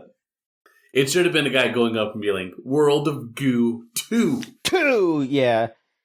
That would have been something. I'm scrolling. That Arknights sequel? Spin-off? I don't know, I'll have to ask Wheels. I don't fucking know. Arknights Enfield. That's coming out on PS5 also. Because that seems... Is it... Am I the only one who thinks it's kind of crazy that, like, it feels like gacha games are getting especially big on console, and it's like people just want to play that shit on consoles? And it's like, I don't get it. Like, why are you... If I can limit the way that I have to experience the casino in a way that makes me feel more okay about being a part of the casino. But, like, just play a normal video game then. Like, you can just... No. Just I need to gamble from the comfort of my home. I guess so. And it's like, actually, I don't need to gamble. I just need to wait out enough time, and then I can just go ahead and get what I want. Like, the story is really engaged. I can't say that, because, like, we both know someone who's, like, very actively, like, we both know people that, like, I mean, we all know people who are, like, very much actively a part of gacha, like, story shenanigans where, like, I'll believe there's good stories trapped in those games. I don't have the attention span to, like, unlock a chapter every single, like, setup and then do fairly okay gameplay in the meanwhile. No, I completely, like, it's the thing. I am like, I'm with you because, like, I have liked the stories that I experience whenever I try any of these gacha games. It's just like the gameplay is always so, like, just not something that I want to engage with heavily, because it's, it's something that's supposed to be played like while you're, like while you're in the bathroom or while you're like on the train or whatever. It's just like, that's what the gameplay feels like. But then the story is always like, all right, well, you did the 3-minute long stage. Now here's 20 minutes of reading. And it's like, I'm at work. Like, that's when I'm playing these games, is like when I'm like, okay, yeah, I gotta take a shit while I'm at work, or I'm like, waiting for someone to like tell me like, oh, hey, I gotta wait for someone to come back and tell me something that I need to do or whatever. Like, I got 2 minutes to kill. I can't read a visual novel for that long, And then it's like, but then when I come home, I don't want to play that. I want to play a real video game, Like, that's the problem with gacha games. It's just like they are just in this nebulous thing where it's like, I am glad that they are making these actual real video games in these universes, because I want to experience those worlds, but I want an actual, like, meaty experience to go along with it. So, like, yeah, like, I'm excited for, like, Granblue Relink. I'm interested in Arknights Enfield. Like, I like those characters. I like that story, that art style, that world. It just needs to be in a video game that is worth it, like, investing time into, other than 5 minutes here and there. I mean, again, it's like what you appreciated out of Fate Samurai Remnant. You just like that, like, hey, I can see these characters that I know already from the visual novel, but now in a video game, and not just in the gacha that's persisted for so long. Mm-hmm. Absolutely. MiHoYo, take up the mantle. Make a normal video game. Nah. Just make... I mean, they're never going to, because they make way more money this way, but... Why are we going to make a normal video game with our interesting writing when we can make you pay for it in small increments? We gated the Yuri. We found the secret. You want to watch two cat girls kiss? Give us your money right now. They got it in the iPhone, and it's getting ready to play, like, to press play, but they got their hand out like, I'll press it when you give me the money. We'll port this over to your PlayStation 5 if you buy that bundle that's on sale from $150 at $75. Go ahead. You can get 3 rolls with that. Yes, finally. I I will never forget. Listen, okay, so the one time I was like, you know what?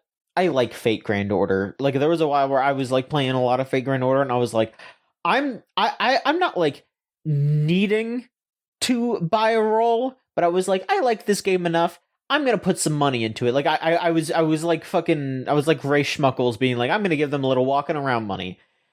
Then I clicked on like buy enough St. Courts to get a roll, and it was like $40. And I was just like, you can suck me from the back. Absolutely not. Like, you are on every drug if you think I'm going to do that, because that is like, if it was like, oh, hey, give us like $10, that's maybe even a little steep actually, but like, fucking crazy asking for that much money. Like, I was just like, no, I don't need it that bad. No. I said walking around money, not my lunch for 2 days. Yeah, not like not an actual full video game that I can buy from the store. Like, no. Yeah, those are the big announcements from the Game Awards. Baldur's Gate won Game of the Year, which sure. I haven't played that game, but like I feel like that is the, like, if I were to say like what is the game that had the most positive reaction overall in this industry this year, I would say yeah, Baldur's Gate. Yeah. I think that's a perfectly fine choice for like an overall game to highlight this year. I mean, honestly, like even if you're bringing the like negative aspects of the year into consideration, that game is a perfect snapshot of that, because a big reason why that game is as good as it is because it had a team that was given enough time to work on it. And then, you know, we can also tie this into another bit of news here, where Hasbro just laid off a bunch of people at D&D and Wizards of the Coast, Magic the Gathering, and all that.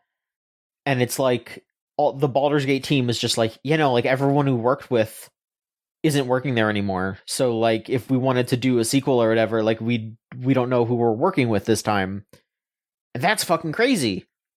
You know, that's just like another aspect of like all these layoffs is just like, you're like, this game is extremely well lauded. It's selling incredibly well, and you're shooting it in the foot because your toys didn't sell as well this year.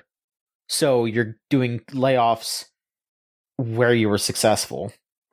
It's insane.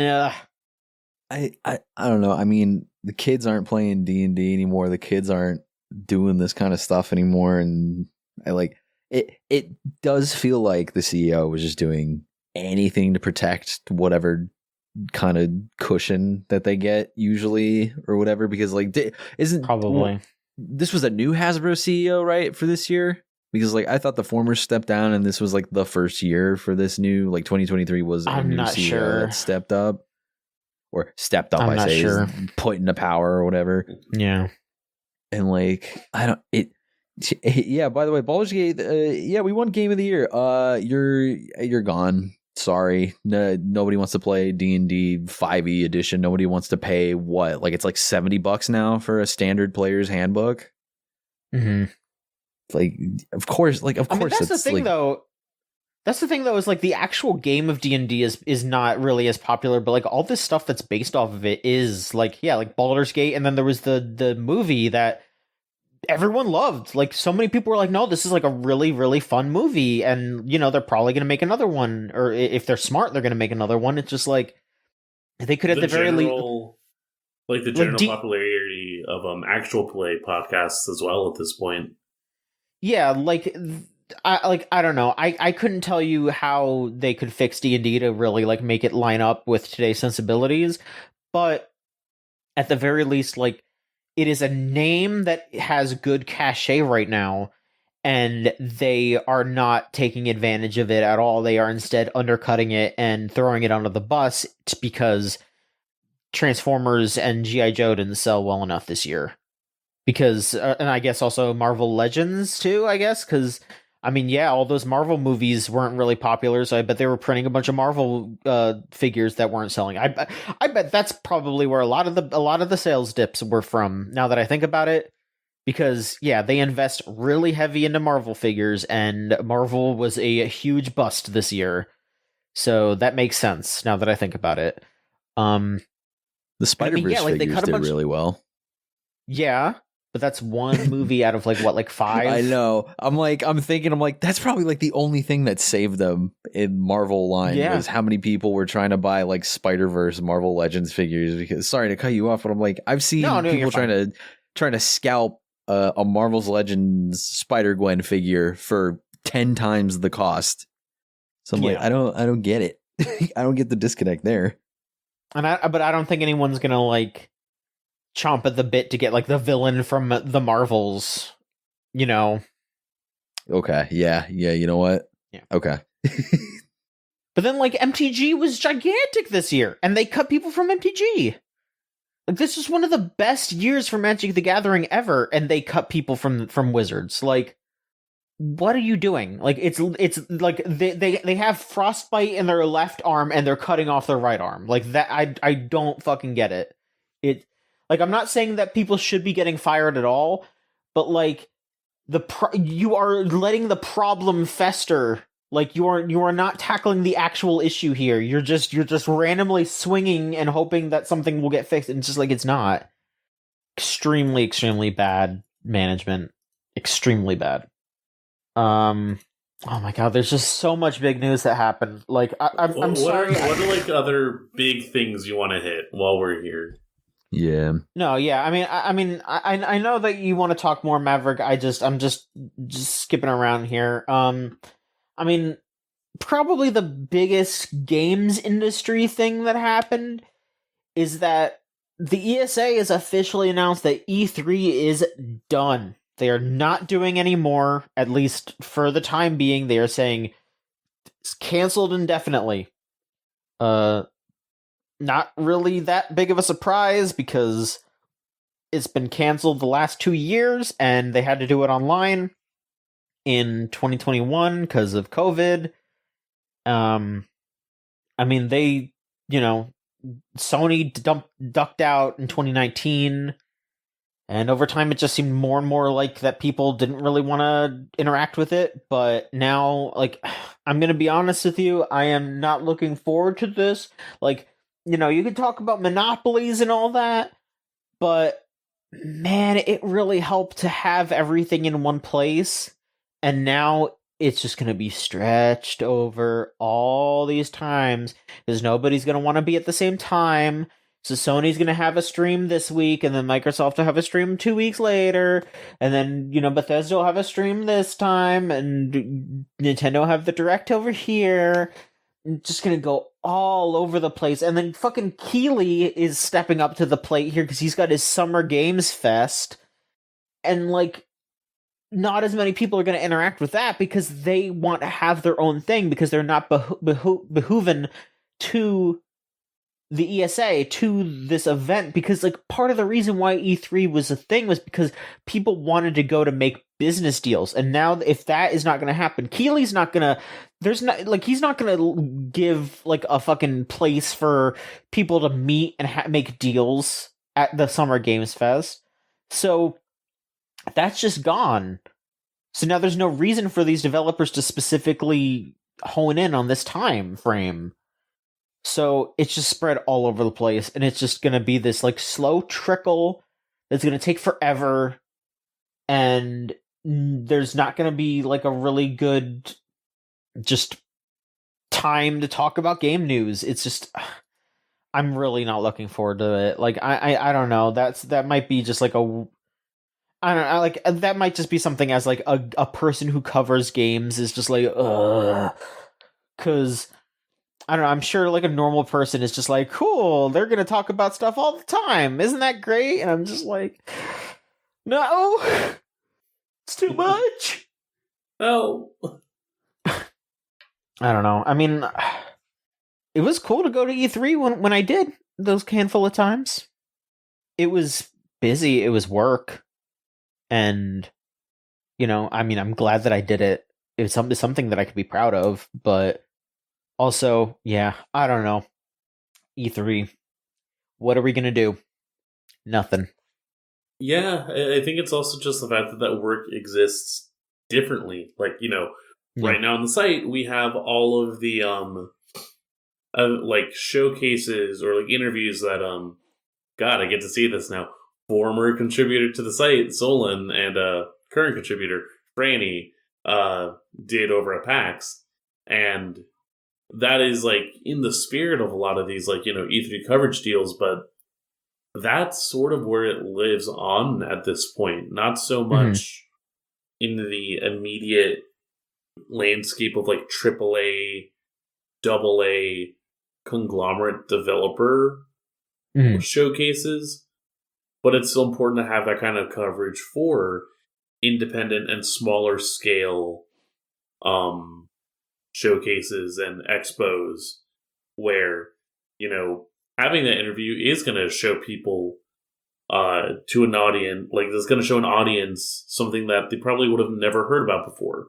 And whether or not, they end up liking it is one thing, but the exposure and the actual word that gets processed is the more important thing. Jackson, do you have any particular history with E3? I mean, when I was younger, I always wanted to go when I lived around the area where they were always hosting it at the time. And it was just like, it's a bummer because I'm never going to be able to go, because now I'm in this industry at a time where it's sort of just caving in on itself. Like, it took on so much weight, and like, part of me understands why they're canceling it indefinitely, because it is more cost effective to just have these companies run their own thing. But at the same time, it is rather annoying because instead of the weekend of like major announcements and major coverage, you now have the entire summer season to constantly be on lookout, constantly checking all these outlets and making sure that you don't miss anything, making sure that you see something from your favorite developer or your favorite team. And you get stuff that gets buried. I know for a fact, like, when it was last summer of 2022, when Sony was doing like, hey, here's our video showcase, they kind of steamrolled the indie. I forget the name of the indie show on Twitch where they do really, like, it was like the Cozy Games showcase. Wholesome Games, yeah. Wholesome Games. They just completely steamrolled Wholesome Games. They had knowledge of Wholesome Games, and like Wholesome Games put out when they were doing their dates and their times, and Sony was just like, oh, by the way, we're doing it at that time as well. When it was just like, it's so, there's no more, like professional courtesy is gone. Everybody's just trying to get in front and center, and all these really interesting projects are just being outshined. It just sucks. It feels weird being in this industry now at the level I am in and seeing all this happen around me. It just feels like I got in too late. I don't know. I don't know. That's the short of it. Not to be like too negative about it, but like, it is cool. We have a whole season of games. We have a whole summer of games. But again, we now have a whole season where we have to constantly be vigilant and making sure that we cover everything that's going on. Yeah, for sure. And in a way, like, it reflects just like the way that games crit and games coverage now is sort of at, where like you still have large sites like IGN, GameSpot, and Kotaku, Polygon, but then most everything else has like had to reformat itself to either recognize, the people that worked at this site at this specific time, these like very specific personalities are kind of what drove a lot of the traffic, and now, we have these personalities doing their own things in order to just, because of where they're at, support their families, which, do what you gotta, or are coming together to still cover and create like games coverage, but in a much more unstructured way, but unstructured in a way where, as it comes and it goes, you do what you can. And that's where we slotted as well, and have had that slot for a while, but it's only like interesting to see that just now, as like we see this mass transformation of the industry. My immediate word was gonna be like collapse, but I feel like that again is like being overtly cynical versus at least having an understanding of where exactly people are looking to when it comes to game coverage, games crit, and everything in between. Mm-hmm.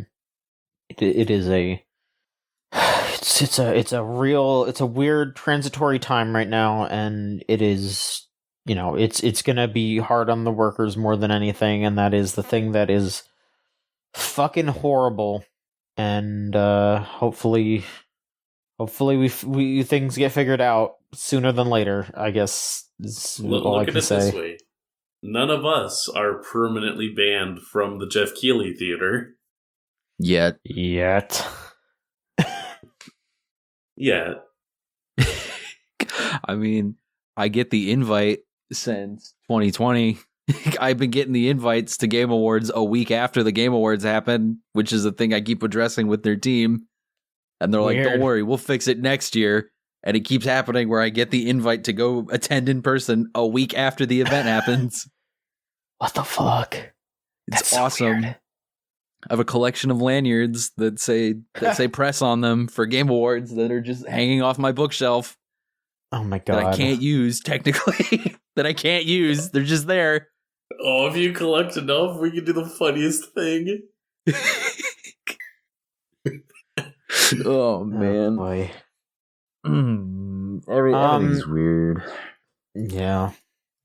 Do you want to hit anything else, or Maverick? Do you want to talk about some stuff? I mean, I know that this is already a 2-hour podcast. I don't want to stifle you, but there's so much stuff.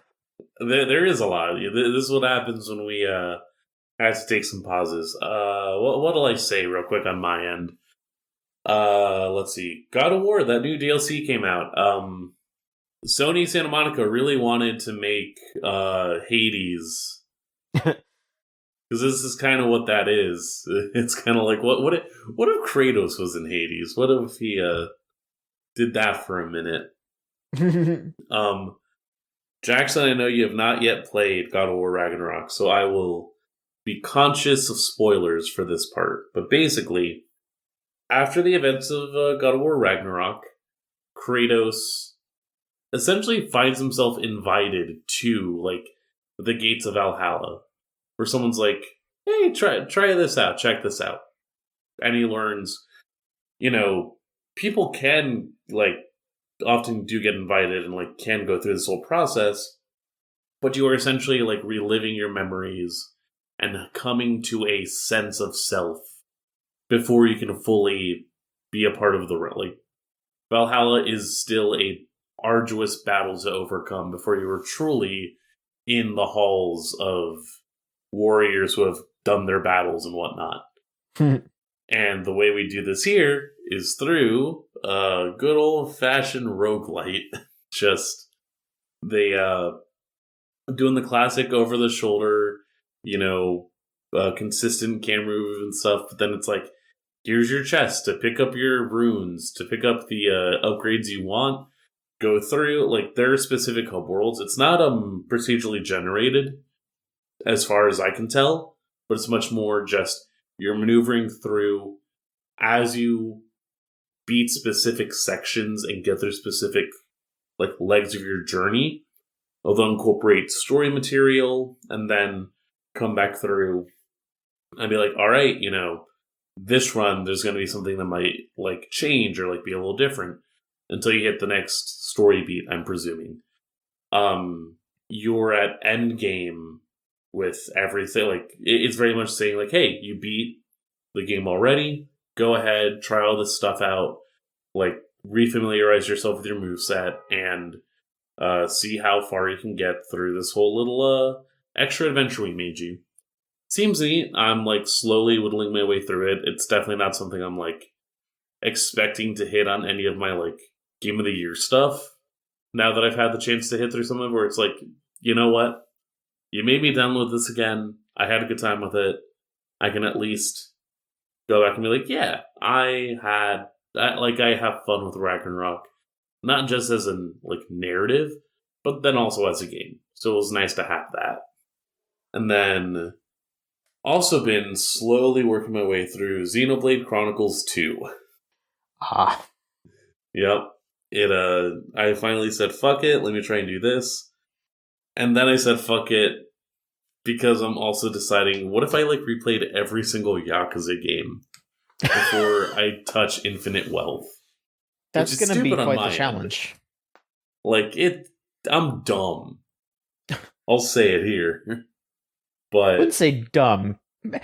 I would say perhaps a bit brash, but I still believe in you. Let's see if I have the same fever, the same fervor whenever I start hitting through 5. But the bits I played of Xenoblade 2 so far, really fun, really cool. Everyone that's oh man, the boobs in this game. Grow up.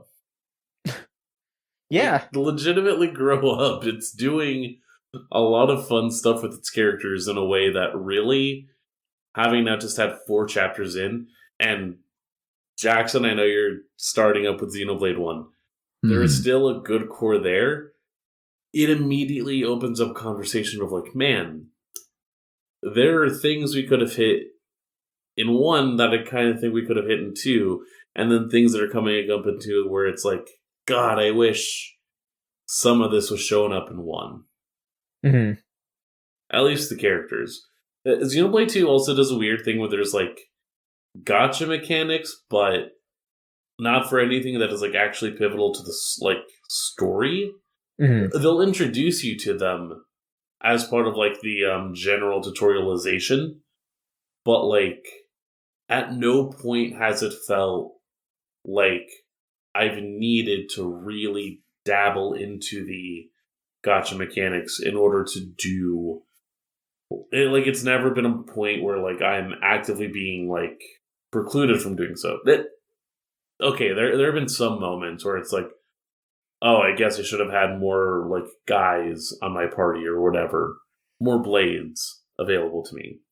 But I'm still able to progress with the story, and the combat is it's baby century videos, but in a positive way.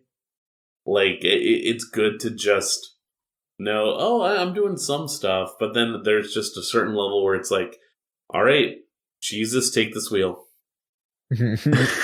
I'll catch up with you once my combo resets, but at this point, whatever.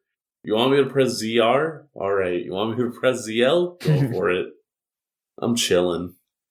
Yeah. Okay. I'm gonna try to run through as much of this as possible quickly. Here. I'm gonna grab some of these shorter ones here. Naughty Dog canceled their Last of Us multiplayer game. That was supposed to be just a part of Last of Us 2, and then they ended up trying to make it its own game, and now it's just been canceled because it seems like Sony just doesn't want to do games as a service stuff anymore, or as much anymore. Teehee.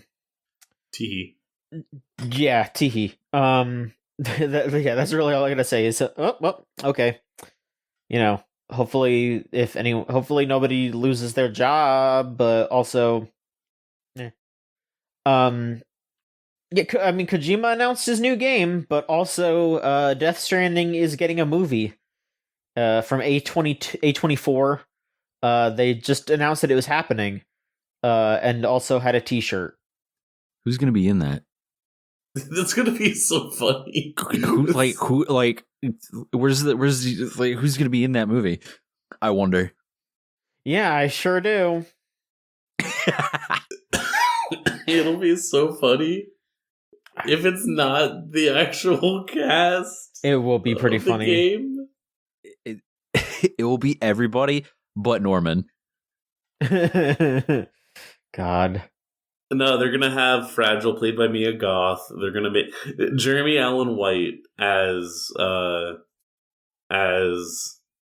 what's his fucking name again?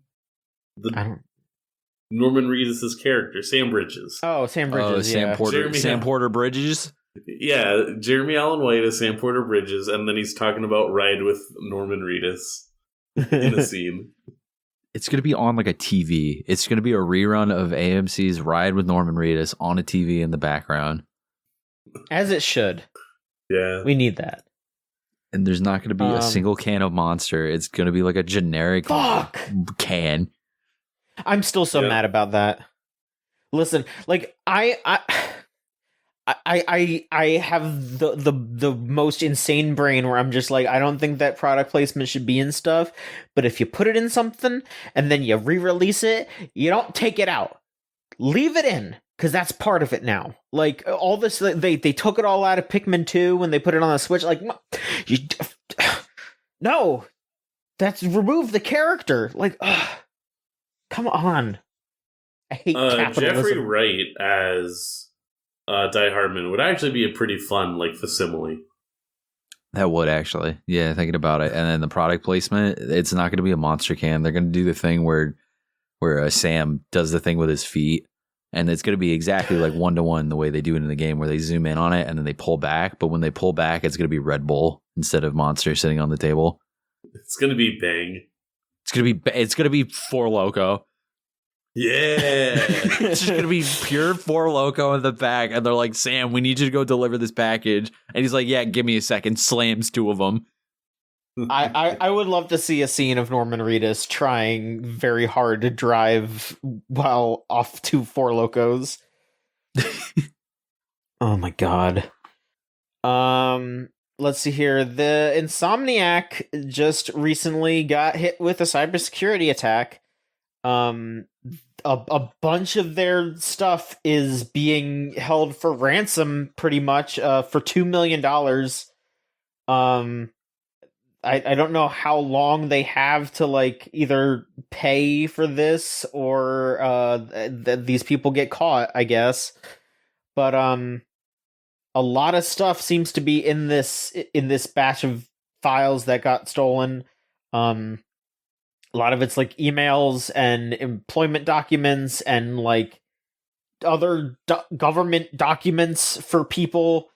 But the like gamer thing that like we're all like, ooh, maybe there's some secrets here, is that there are some screenshots from the new Wolverine game that have already kind of started leaking out from this. And there's also some mention of, yeah, of course there's going to be a Spider-Man 3, but it also seems like they might be making some sort of Spider-Verse game too, which was sort of kind of teased in Spider-Man 2 a little bit.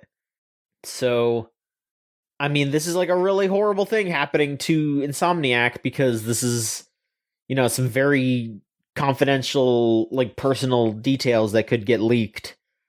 But also, yay, Wolverine. Wolverine game, great. Yeah. The leak sucks. The ransom sucks.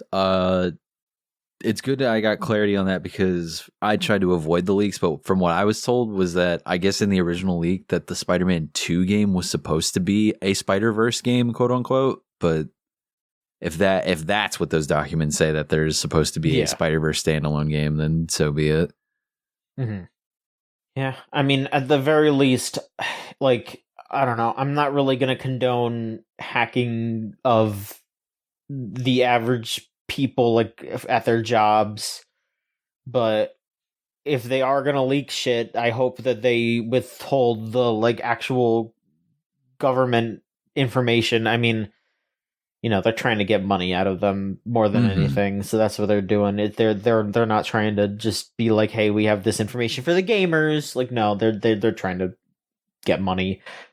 And also, boy, wouldn't it be cool if the hackers actually hacked something good and, like, I don't know, erase some debt or something? Maybe? Did something useful? No. Nah. EA is the #1 worst company of all time in regard to any other company that ever existed in the United States or outside the United States. That's just how it is. Yeah. I don't know. They didn't give a deadline on this, and I feel like because of Insomniac's ties to Sony and Sony's ties to every corporation and every politician in the entire planet, that this will be dealt with in secret, and everyone's going to be like, at the beginning of next year, be like, whatever happened to that data leak ransom at Insomniac? And Sony's going to go, what data leak? What ransom? Yeah. Yeah, because, I mean, the only stuff that's gotten out so far is just, like, stuff that they aren't going to worry too much about being out there, you know? It's just like, yeah, I bet people are excited for a Wolverine game. Yeah, I bet people are excited that we're making a Spider-Verse game. Like, right now, this is all, like, good publicity for them. It's when they start leaking their fucking IDs and social security numbers is when they're like, okay, no, we can't be having that happen. So... Oh, yeah. It's a mess.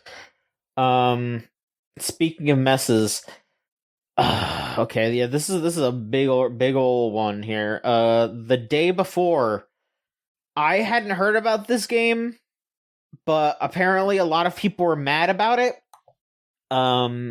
This is the developer's fantastic without the A. Shut down 5 days after the game launched officially. Sounds like it was basically just one of those things where they were like they were using a bunch of like Unity assets pretty much to make the game, and I think they like promised a lot more than it actually was. Like, it seems like it was a very like amateur, like, I don't know, first time game dev thing, but it just seemed like something that was way more slapped together than it initially seemed, and so people flipped the fuck out about it. And yeah, I mean, the crazy thing is that they said that it was a financial failure, even though they sold 91,000 copies. Or no, if they sold at least 201,000 copies. So they sold over 200,000 copies on like the first day, and they still had to shut down. I mean, they're giving refunds.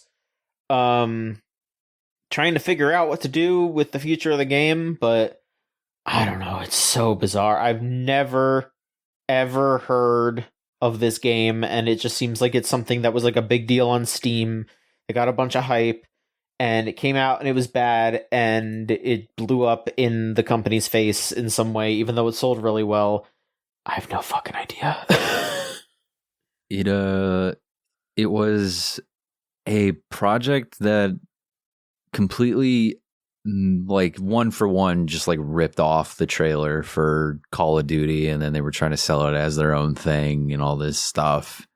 And like the gameplay was a rip off of another game that was already on Steam, just like somebody's small like college project that they were completely bagging on and stealing from. And then it was blown up because people were like, oh, this is going to be the next big thing, and like once actual gameplay and words started spreading around about it, people were like, oh, this is a cash grab. This is a company trying to just do something once and then bail, get their bag in any way possible. And like the fact that it was even put up for sale was astonishing. Mm-hmm. Great, best year for gaming. 2023, best year for games. More and more people saying, can't wait to work on my own games and release them. It's gonna be awesome. Everyone's gonna be so ecstatic. Everyone's gonna be so ecstatic about games coming out next year and indie projects coming out next year. Clearly, the trust is still there. Nothing is wrong. You like video games? Occasionally.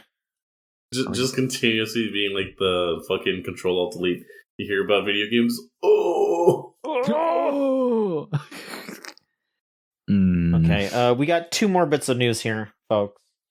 Alright, so this one is just wild. The Twitch stuff that happened over the past week. Oh, yeah. So Twitch responded to the recent trend. So, again, I don't keep track of what's going on Twitch, but well, luckily we have someone who is very ingrained in all this. So yeah, Jackson, if you want to just go over what this was, I guess, like what led to this, because I like the actual story is pretty cut and dry, but I don't know like what led to them incorporating this and then almost immediately walking it back. Like, do you have insight on this?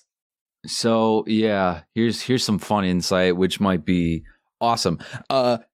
So Twitch released new rules, new terms of service, where for artists only. This is pertaining to artists. This is pertaining to people who create art under the arts and crafts and creative tag on Twitch, where artistic nudity was being allowed, which meant nothing sexual, no genitals that are aroused in any way, no sexual acts either to another person or thing in the subject of the drawing and whatnot.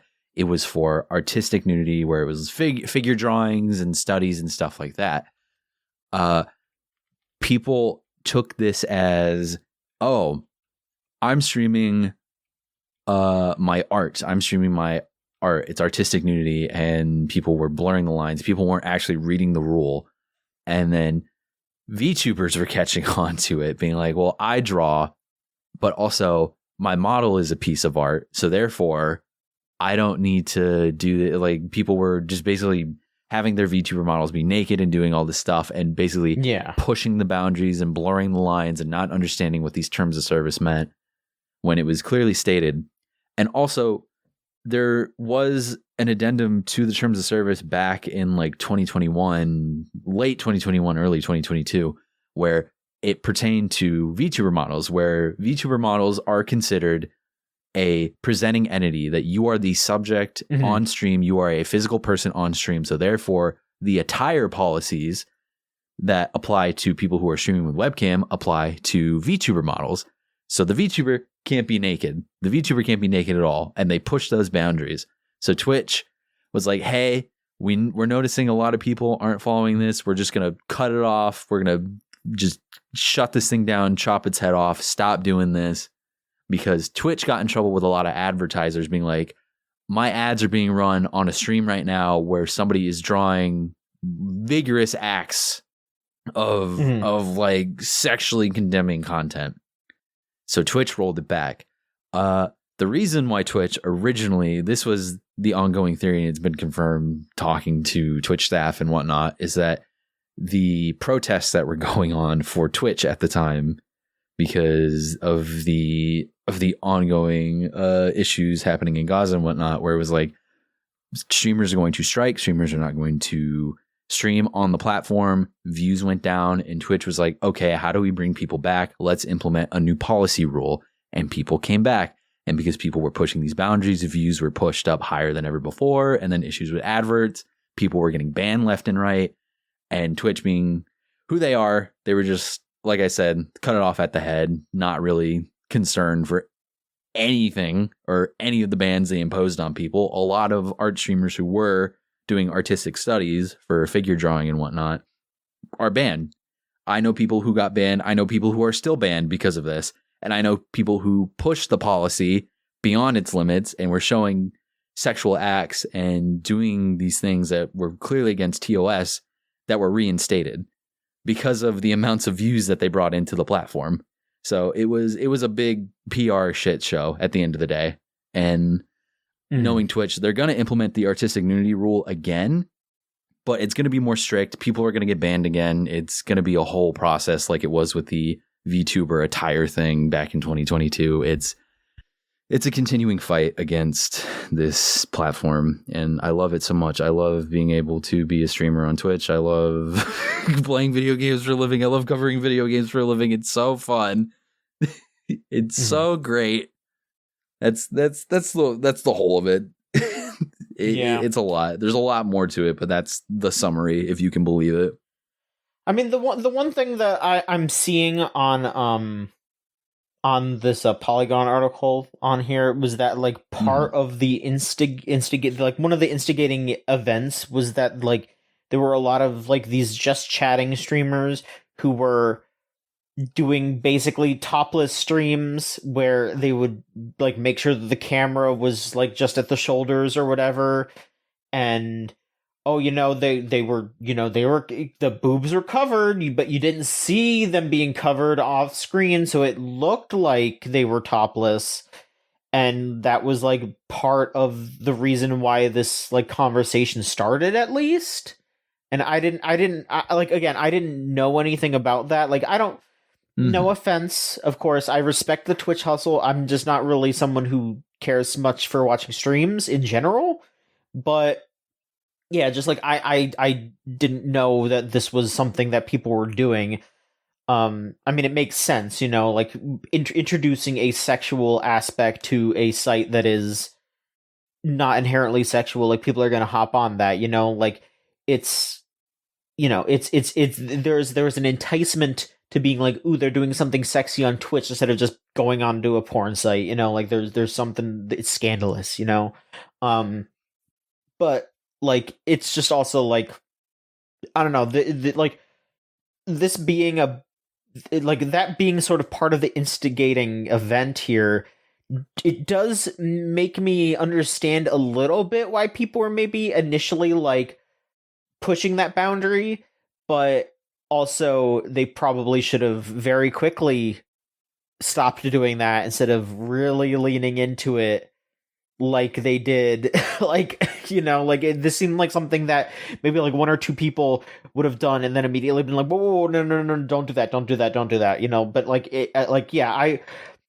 I didn't really know too much about the instigating thing, but I did see a bunch of people just being like, yeah, no, there's like 7 VTubers just nude, and there's people drawing porn on Twitch now. And it's like, that's not inherently wrong, but just that is not what Twitch is, and they have advertisers they have to answer to, and it's going to bite a lot of people that are, going to get affected by this and aren't, that aren't trying to do sex shit. I mean, I think it's a greater conversation at this point of just like, what exactly is Twitch in terms of its demographic, in terms of who it is trying to get to, because, it being the successful offshoot of Justin.tv at a point where people were still understanding what this sort of experience to live stream and to essentially have like, a public access channel in your computer available to as many people as possible. There is still predominant like video game coded layout to it, but then like if something like this is to happen and people who are deciding to show off figure drawing and very specific artistic nudity end up getting whacked because of the fact that, we need to show authority in some aspect, but then we also don't want that to affect the actual like viewer revenue that we're getting.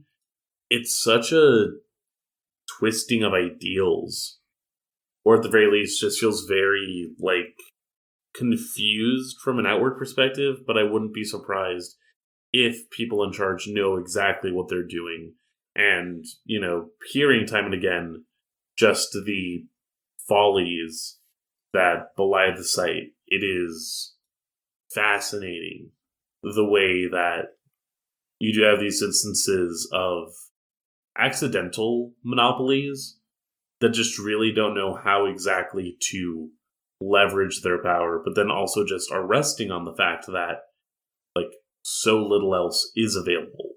It's such a weird power dynamic. Yeah. It's a weird power dynamic, and the fact like they specified too, they're like, there's going to be new ways to categorize the streams, there's going to be new content filters, please use these content filters. And then a lot of people didn't use these content filters, and people don't recognize the fact that Twitch, if you don't tag your streams as a mature stream, 18 plus stream, by default a Twitch stream is 13 plus. So people weren't tagging their streams, and any account that was 13, between the ages of 13 and 18, were able to view that stream, which is a whole thing, like a whole legal liability thing. And that's the responsibility of Twitch at the end of the day. So it's like, these people were very selfish. These people were pushing boundaries. There's still repercussions. There's still a bunch of people that can't go and stream their art. There's still a bunch of people that can't do these webcam streams now because of these content creators that were selfish and pushed the boundaries. It hurt a lot of people, and it's going to continue to hurt a lot of people.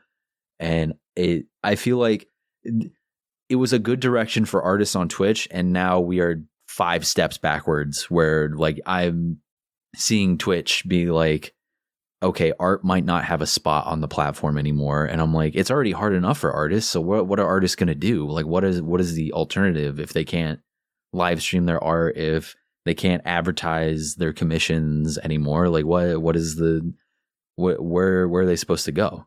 Yeah, because I mean, like, art has sort of just lost its place on YouTube as well. If you consider, the way shorts and specific avenues that were once successful now just fall to the wayside. Live streaming art was at least a way to still get something in there, and to think about the idea of that no longer having viability. I mean, now that YouTube is back in the live streaming, or is actively making a sense in the live streaming game, that's one thing to look into. But at the same time, it's just like, being thrown back and forth between two entities that just don't care that much about you, and kind of just seeing where exactly things lie, so that's just a little bit better. Mm-hmm. I hope they gave some context to Twitch and what was going on. It did. Thank you. Yeah, it definitely. Glad helped. I could help. Yeah, and okay. So last bit of news here. Again, I don't want to go too far onto this, but I feel like it's something that needs to be touched on at least. Another thing I don't know too much about is this the completionist YouTuber. I'll kind of go over what I know. So from what I have seen, 2 YouTubers, Carl Jobst and the Some Ordinary Gamers YouTuber, both basically put out these like exposés about this completionist guy, Jerard Khalil. Mm-hmm.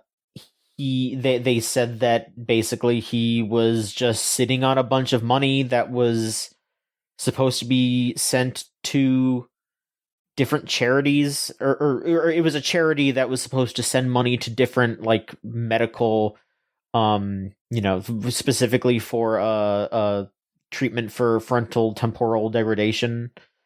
Yeah. So they had like $600,000 in their company, the Open Hand Foundation. And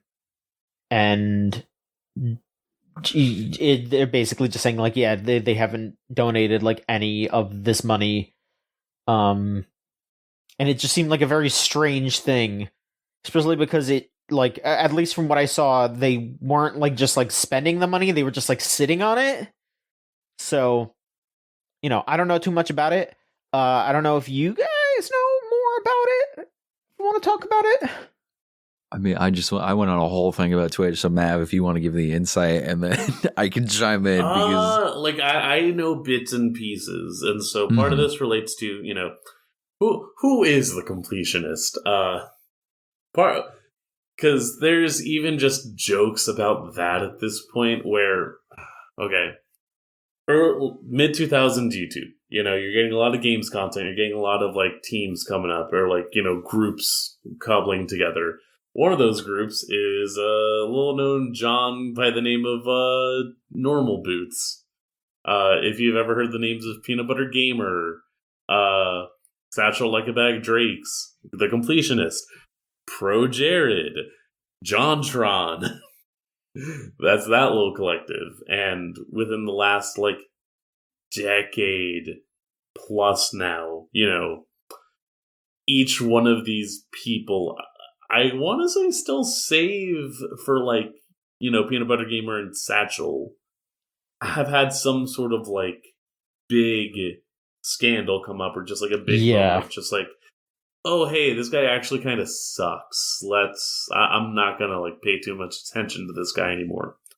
And, for the longest time, Jerard didn't really have anything attached to him either. It is his whole bit is, I'm playing a video game to completion, taking everything about it, doing everything in that game, giving you my breakdown, and ultimately leaving a review of whether or not to invest all that time or to, meet it at a different part of itself.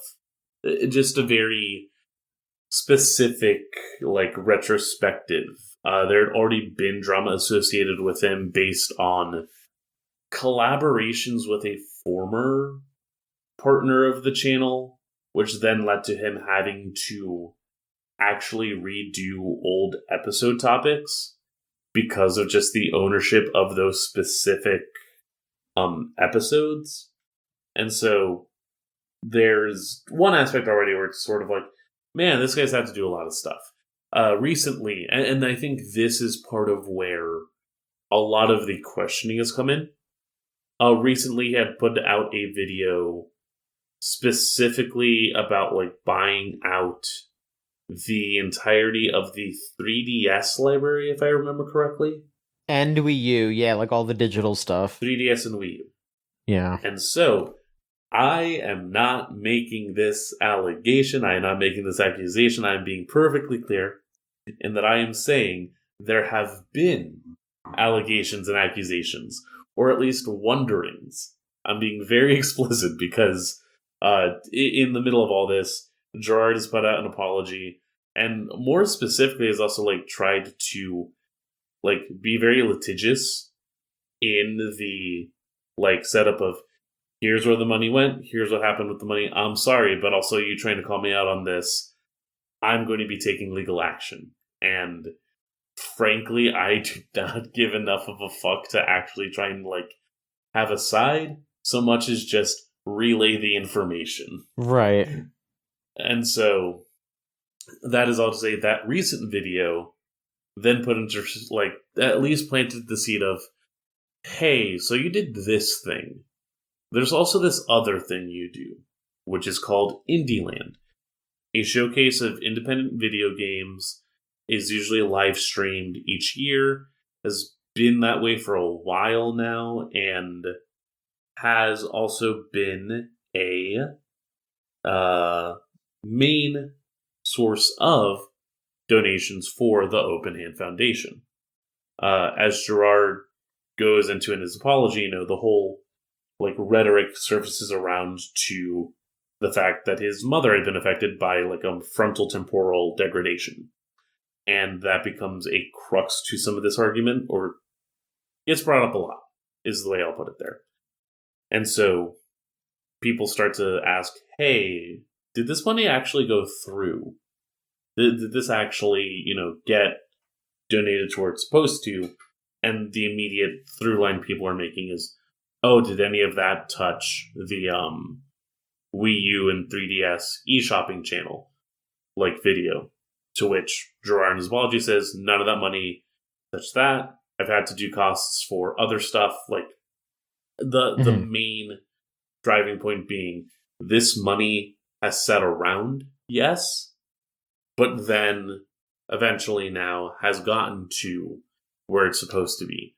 At no point did those $600,000 go towards my other, you know, immediate business expenditures, is the main argument, and is now leading to this whole back and forth of now people are saying, like, oh, you bring up all these things in your video, but that's not necessarily, like, meaning anything.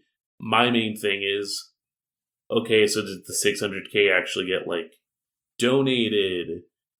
Did they get used on something else or not? Is there, like, I'm so confused ultimately on, like, what else to really, like, come across from it. And again, like, you know, you tie this to JonTron doing phrenology live on stream, among the other racist shit he's done, or the whole ProJared saga of just figuring out whether or not he actually did full on, like, bad shit, or was it just a really bad mismanagement of something that was already a bad idea in the form of trying to, like, platform specific stuff, given that his platform also included a lot of, like, youth, and not really knowing how to delineate that, coupling that with just, there's a lot. All I'm saying is I didn't see it, but I know that when that ProJared stuff was going down, most people were just like, yeah, you know what? There's a very easily seen picture of his wiener. Just if you want to see ProJared's cock, it is very easy to do. That is out there, and that's, you know,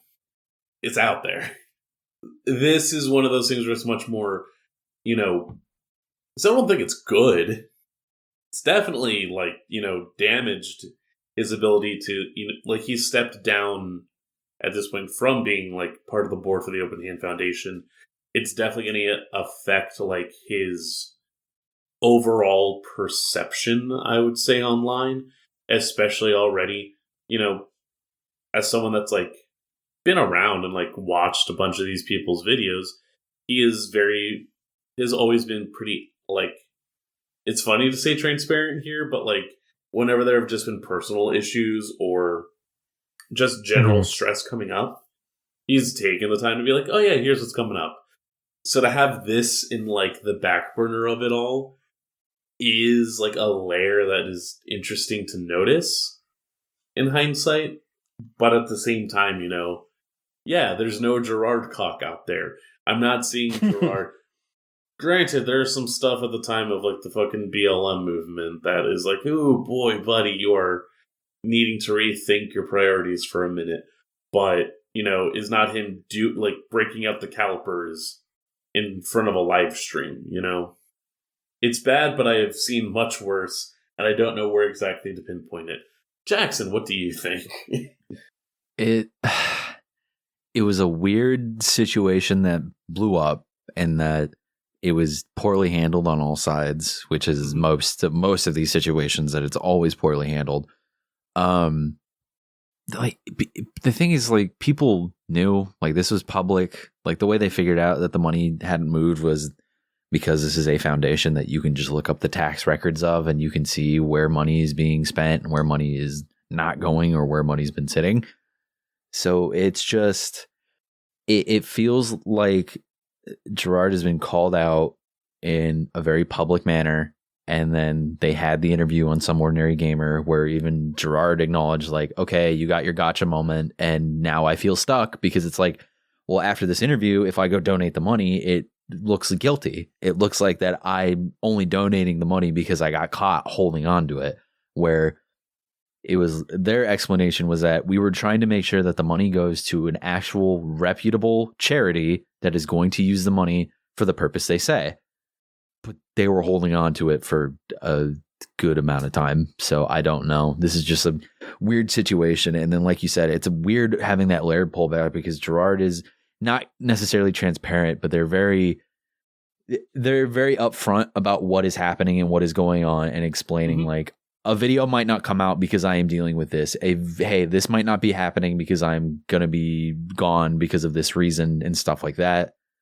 And it's just, I don't know. It feels like this should be a more legal procession than an online public debate about what is going on. This feels very much like this should be dealt with in the courts of California than Twitter.com. Yeah.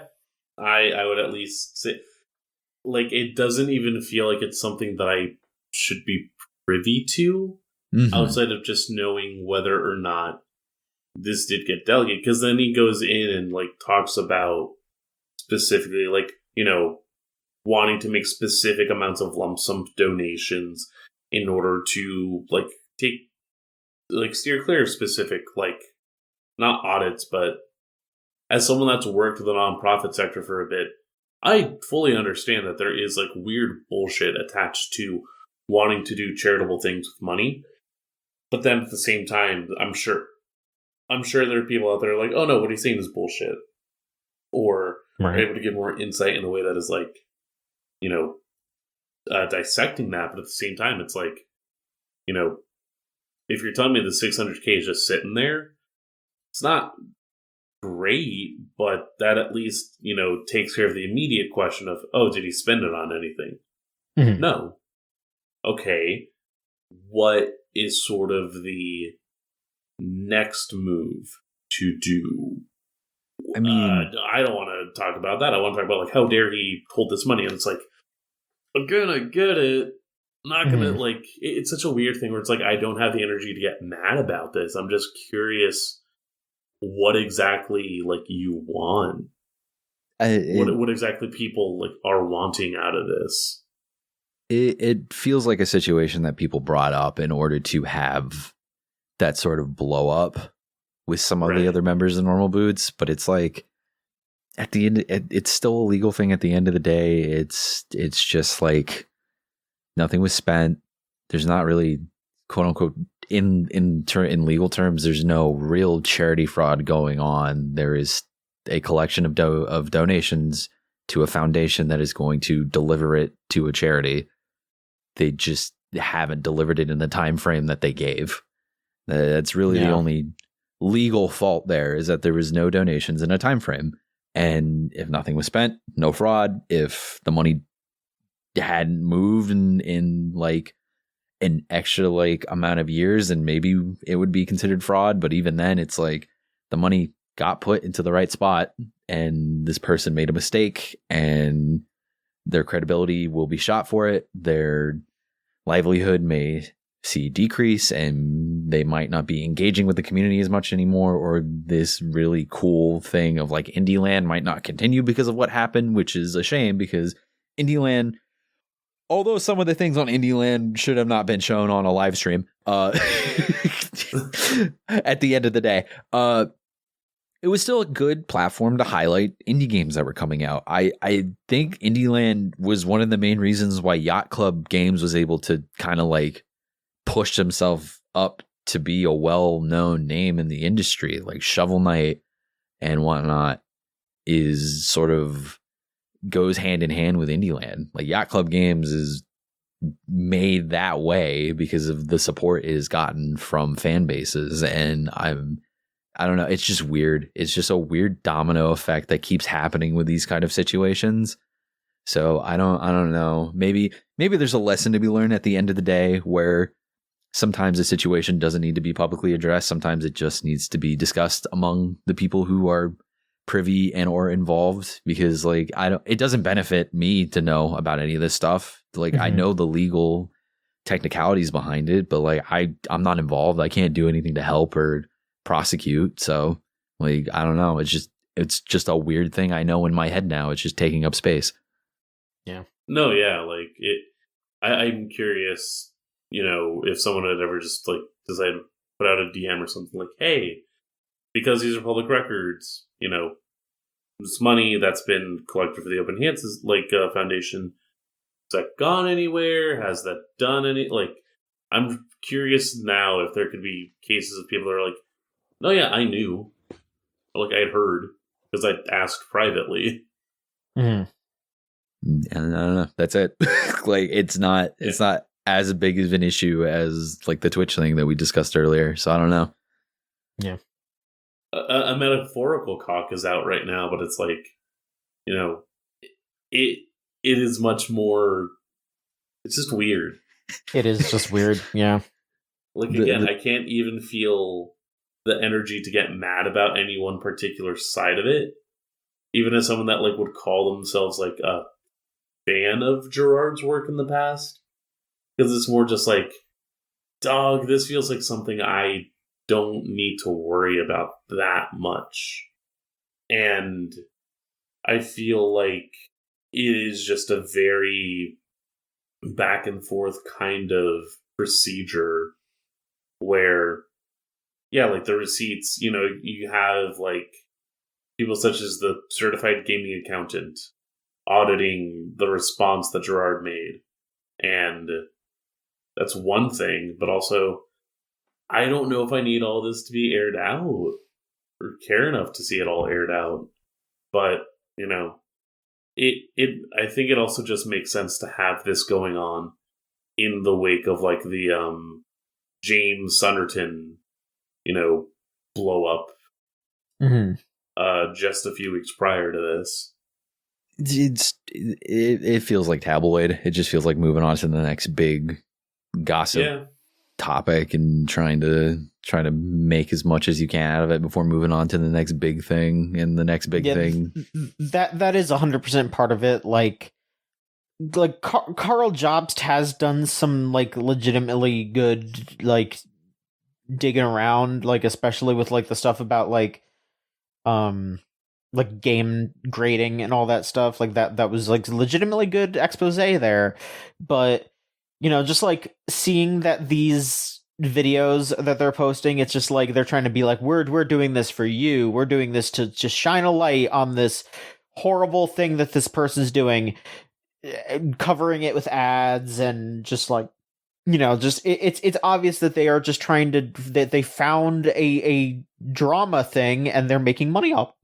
They're making money off of it. Like, I know that Some Ordinary Gamers does a lot of like, oh, we gotta update you on what Boogie 2988 is doing now, and it's just like, it's these drama people, it's the Keemstars of the world, like.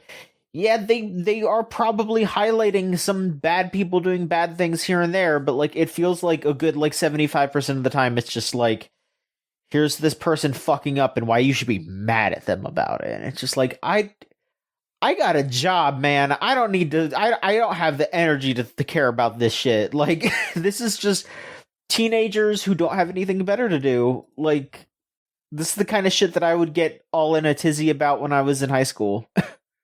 Yeah, and it also just shows like the current thing where it's like, journalism works because of the fact that it is a very learned way to engage with material and to also engage with people. Like I think about the People Make Games documentary about the goings on of like Zaum, but like the very specific way that there is just a barrier in terms of how they could speak to the like new owner of Zaum, where you could definitely make the inference of, oh, he's not saying anything, so that means he's guilty, or like that means that this is correct. But it's also like, someone comes into my office with a very loaded agenda and is trying to not pass it off as a loaded agenda, given the recent events that are coming up. I don't need to answer statements from this person that, even with good intent, is very effectively trying to create a narrative that I may not agree with.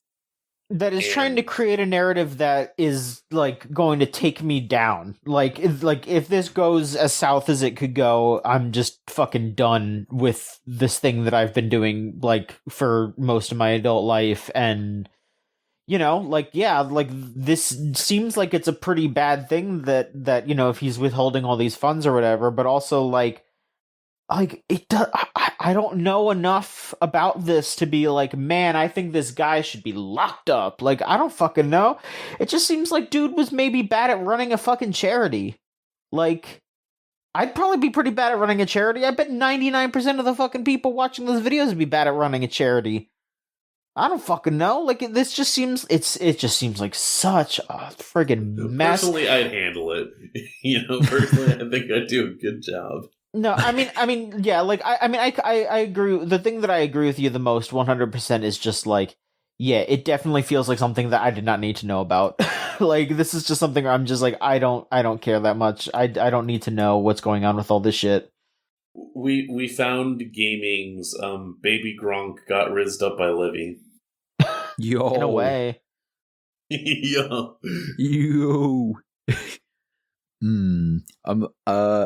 I guess to brighten the mood up, I'm happy to be here. I'm happy to hang out and discuss. I'm having a good time. I'm having fun chilling out.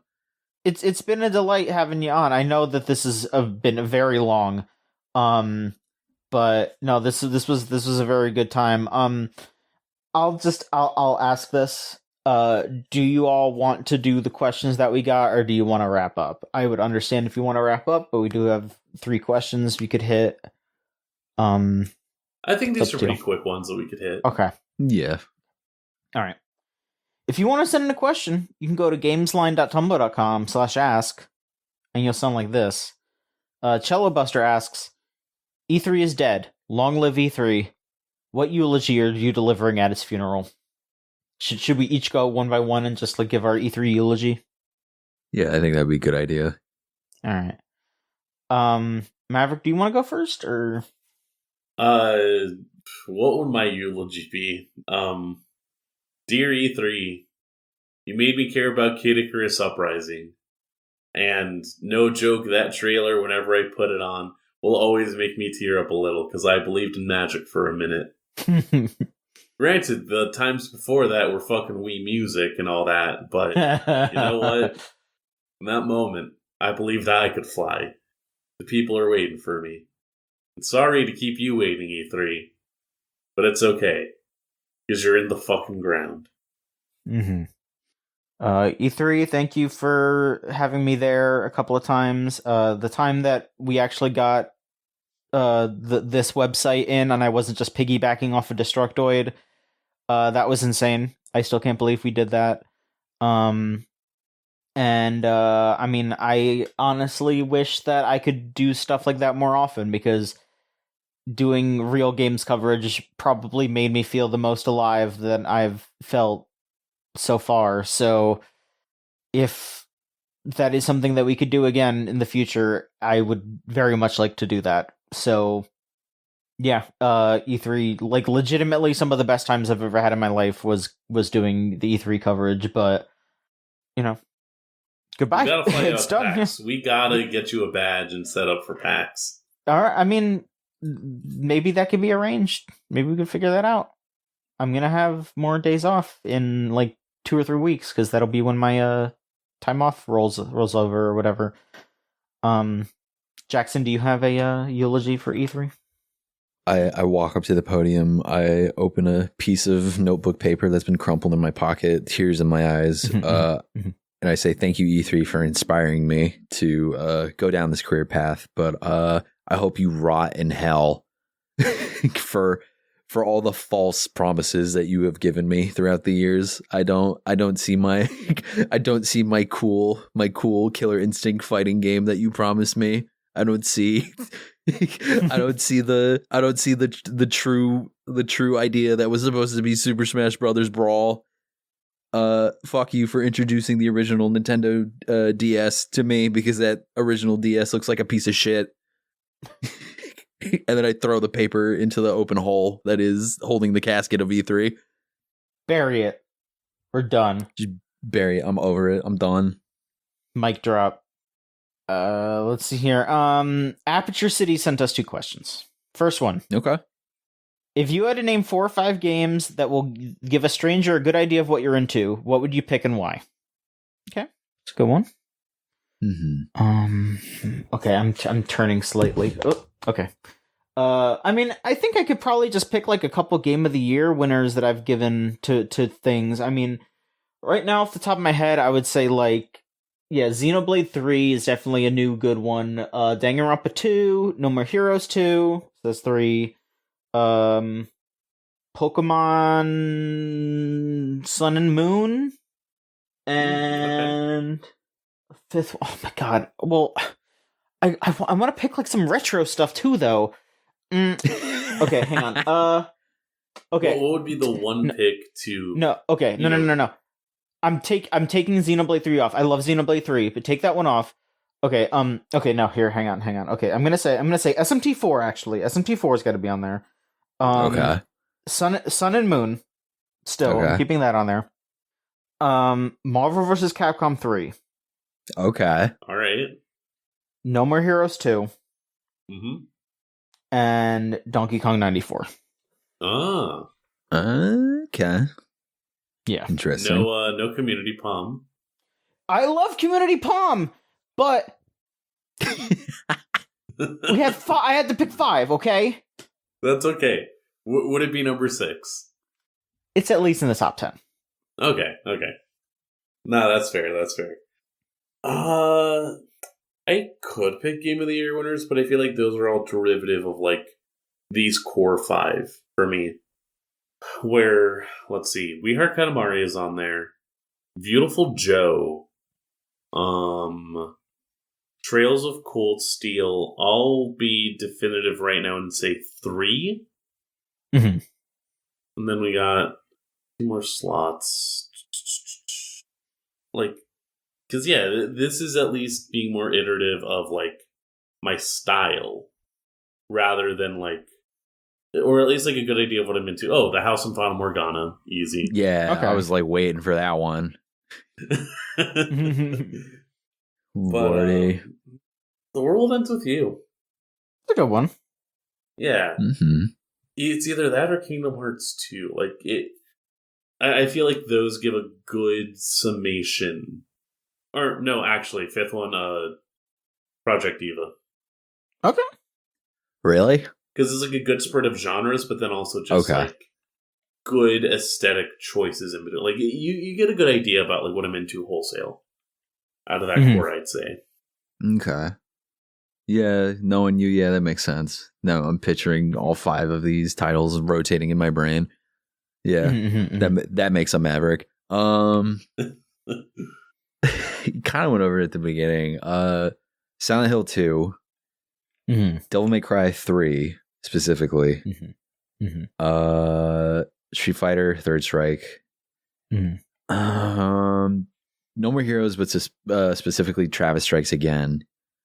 And then probably, I'm trying to think. You can cap it at 4, but if you want to get that 5th, it's at 4 or 5. I'm trying to think. I could be lame and be like original Final Fantasy VII, or I could be weird and say I Ninja, Bandai Namco's I Ninja. That's a good pull. That's a good pull. Or how much is that going for right now? I kind of you saying that. Hang on. Like last time I saw it at my local store, it was like $20-$30 on GameCube. PS2, it's like 17 complete in box. That's good enough for me, baby. All right, that'll be. I'll keep an eye out for that one.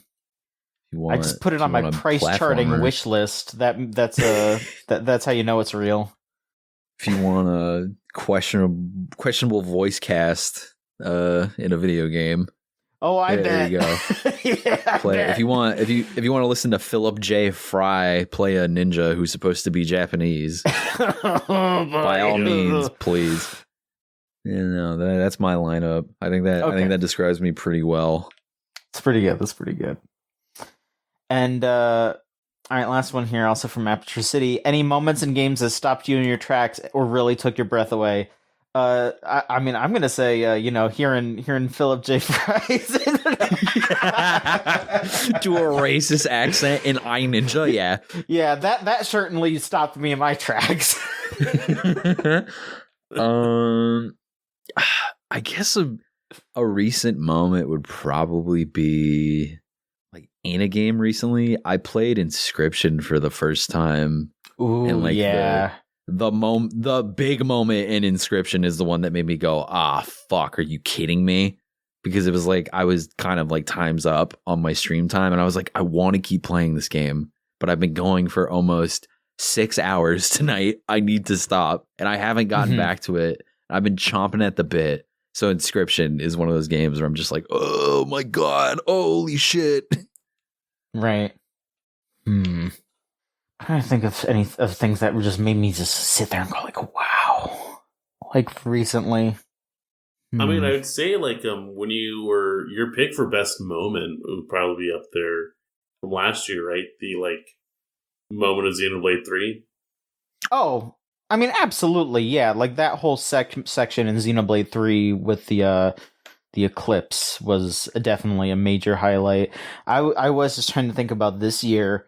I'm trying to think about like what like a big moment was this. I got to look at my my notes document that I always keep. That's all the games that I played this year. One of these days I'm going to do that. One of these days I'm going to be smart. Yeah, I try to keep up on that one, but man, I'll be honest, a lot of these games I liked, but I can't really think of like specific big bombastic moments that made me go like, I mean, like Fate Samurai Remnant, when I found out who the like main villain actually was, it didn't like make me go like and like go, oh wow, that was like really amazing storytelling. I was like, that's really funny that they did that. Like that's crazy, because what the fuck. Damn, I got a bunch of fucking weird readmes in here from like ROMs I downloaded. What the fuck is this? But yeah, How about? Like stopping me in my tracks was when the Titan fight in 16, when the music started up, and I'm like, oh shit! Like, his name. I'm remembering his Clive? name. No, not Clive. Like the composer for Final Fantasy 16. Oh, yeah. Oh my god, I know. I like the name is on the tip of my tongue, but I know what you're talking about. Because he's the 14 composer.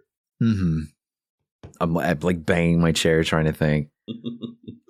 But like he just decided to cook instead of just doing like epic orchestral moment. And I now have the curse of playing something in the background whenever I'm playing a game, just regardless. That was a moment where I'm like, oh, hey, I'm going to pause what I'm watching. I'm going to put my headphones in to like have this moment. Like if I have to think about a moment where outside of that, I'd maybe think like Hi-Fi Rush. Sure. There's just a part of the climax where it all just like comes together in a way where it's like, we're having fun.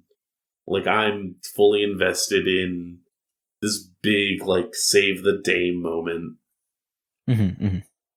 All right, well, that was a lot, but I think we are done. Jackson, thank you so much for your time. Yeah, this is a lot, but it was a lot of fun. It was a lot of fun on my end. Hopefully that was a good time for you as well. Oh yeah, no, I love being here and hanging out. It didn't feel that long. That's why I was like, yeah, let's do questions. Let's hang out. Let's just keep doing stuff. Yeah. God, I fucking hated it.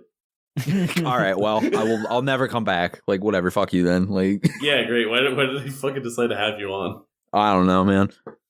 Yeah, fuck you. All right. God. Thank you so much for being here, man. Yes, absolutely. Please go ahead, tell people where they can find you. On the Twitter, the Twitch, etc. Word. Hi, I'm LumberJackson. You can find me on Twitter, Lumberjack2 on. Somebody stole the S, but on Twitch, I'm LumberJackson. I stream mostly every day. I stream mostly every day. If not, I'm working on something else, doing whatever. Slowly making our way forward with this silly little Twitch career. But other than that, yeah, no, that's all I've been doing lately. Knock on. So thank you for having me once again. I had a fun time. I'm excited for what are you all going to be doing in the future, and I'll keep my finger on the pulse and see what's up.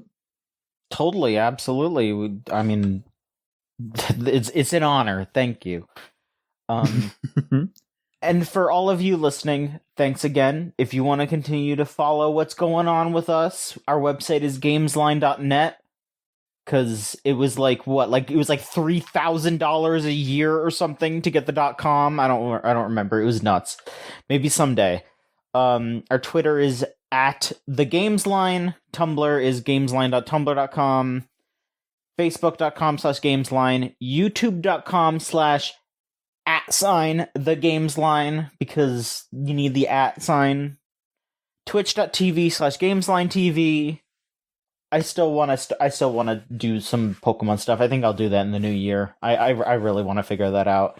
And if you want to support us monetarily, $3 a month for our anime podcast and Unlimited Railworks a whole week early, plus other exclusive things when they come out. Patreon.com/thegamesline. Just $3. That's all you need to support us. You get access to cool stuff. And if you want to hang out with us, go to thegamezone.zone in your web browser, type that in, and it'll bring you straight to our Discord server where we're always available. You can add us and I'll see it. You know, if you want to say, John, great job. You're doing great. You can do that. If you want to say, John, go to hell. You fucked it again. I'll see it too. I'm not going to say it's right, but I can see it. And thank you to meltchannel/Magic Circuit for our theme song Crush off of the album Magic is Real. If you want to listen to more of their stuff, it's meltchannel.bandcamp.com or magic-circuit.bandcamp.com. Maverick, where can people find you specifically? Let's see. People can find me online on Twitter @MaverickDrifter. It's mainly it. Over on the site, I I'm going to be trying to put together some features. Just something on my mind about the Yakuza series, so stay abreast of that. Otherwise, trying to think. Recently had put together a little spoiler cast for Lies of P. Oh, no. Okay, yeah, you know what? Moment that took my breath away, the fucking post-credit reveal. Yeah. In Lies of P. That, easily just like, oh, you have the audacity for this? Incredible. And if you want to hear about what exactly that is, you can go ahead, join the Patreon, and listen to that spoiler cast. Just me, Spencer, Scott, and Rose talking about a very good game from this year that does the impossible. I talked about it in my review as well. That's over on the site. But, it is a action RPG platformer. It is not in the shadow of Bloodborne. And that is really cool. Other than that, figuring out stuff for our wrestling podcast, The Clothesline, as well. We're trying to see what exactly we want to do with that now that it's the end of the year coming up. But if I'm ever doing stuff, it's usually going to be through the site or just posting online. I've got a job again, so it's going to be very busy for a bit, but at least wanting to still make sure I can put stuff out through Gamesline. Absolutely. And of course, you can find me at JOHN_MICHONSKI on Twitter. I'm just posting, I'm making a big push right now. Hire this man. I'm trying to get better work. That is my big push right now. So I appreciate everybody for all the support. And I appreciate all of the support for the website as well. Thank you so much for listening. We will be back. Most likely not next week because that is Christmas. So we'll be back, and then the week after that is New Year's. So I'm gonna say I don't know when we will be back. We will be back eventually. Surprise! Soon. This is the holiday episode. Yeah, with another episode of the Gamesline podcast. Thank you so much, everybody. Have a happy holidays, a happy and safe holidays. Drink some eggnog. Up on the rooftop. Click, click, click. Click, click, click. It's Claus. It's Claus. But thank you, and happy holidays. Have a great one. So long.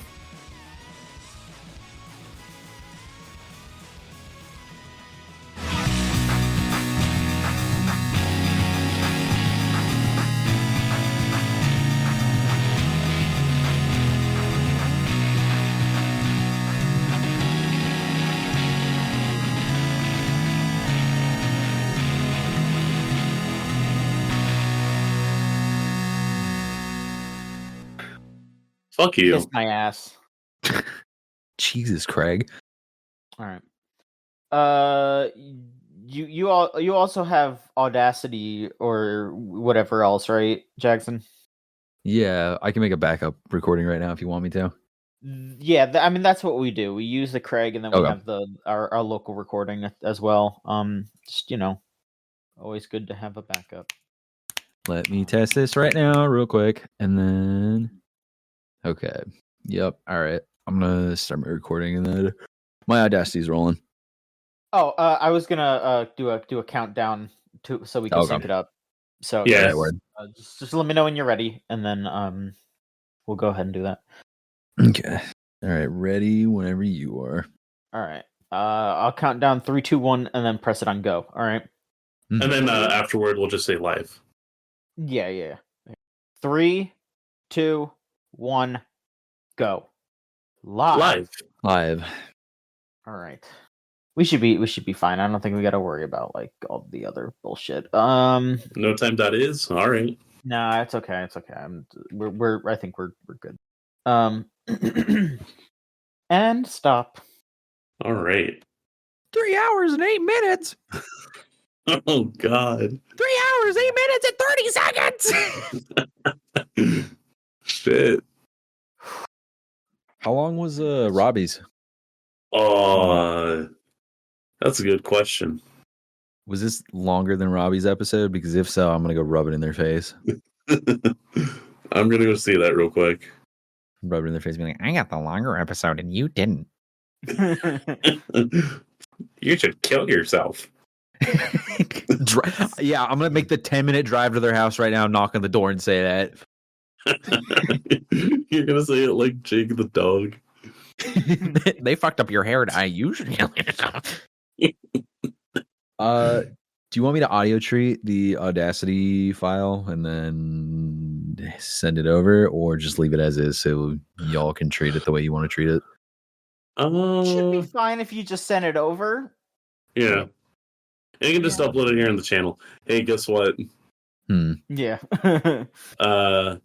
Let's see. Tears of the Flintstones with Robbie, dude. 2 hours, 8 minutes. Yeah! I'm better than you, Robbie, dude. All right. I'm gonna export it as just MP3. Don't say that. Their VTuber just died. Good. Yeah, fuck that fucking rabbit. Good. I can go over to the house now that VTuber month is over. Yeah. We had to keep kayfabe, so I couldn't go hang out or do anything. Oh, fuck. All right. I'm just gonna call this what it is because this is episode 28. Yeah. 28. Yeah. Mm-hmm. I gotta figure out time to treat this tomorrow. So I'm also gonna be in the office tomorrow. All right. Okay. This is gonna take 20 minutes to export, which is fine. It's using that should be fine. It's using Liars Club presets because I haven't opened Audacity since we recorded for Liars. Oh yeah. So that should be exported, and then I'll just drop it in here, right? If it will let me. I'll compress it or do whatever I need to do to it. We have a Google Drive, but yeah, just however you want to send it over, it should be fine. Word, okay. Mm. I had a blast. Thank you for inviting me. Me too. Yeah, no, this is a delight. I'm glad we had such a good time. No, yeah, I'm glad. If anything, I'm glad that both of you have been able to be on this app because I just feel there is just very similarities, you know? Mm-hmm. Oh, word, yeah. If I wasn't going to pick iNinja, I probably was going to pick Disney Extreme Skate Adventure for my 5th game. There you go, dude. Only because in the beginning cutscene where they're showing all the kids doing the competition to be in the video game, my brothers and I were at that competition trying to get into the fucking video game. Hell yeah. Okay. When this is done rendering out, I'll drop it in. But yeah, no. Anything else you need from me? Oh, you know what? Anything else?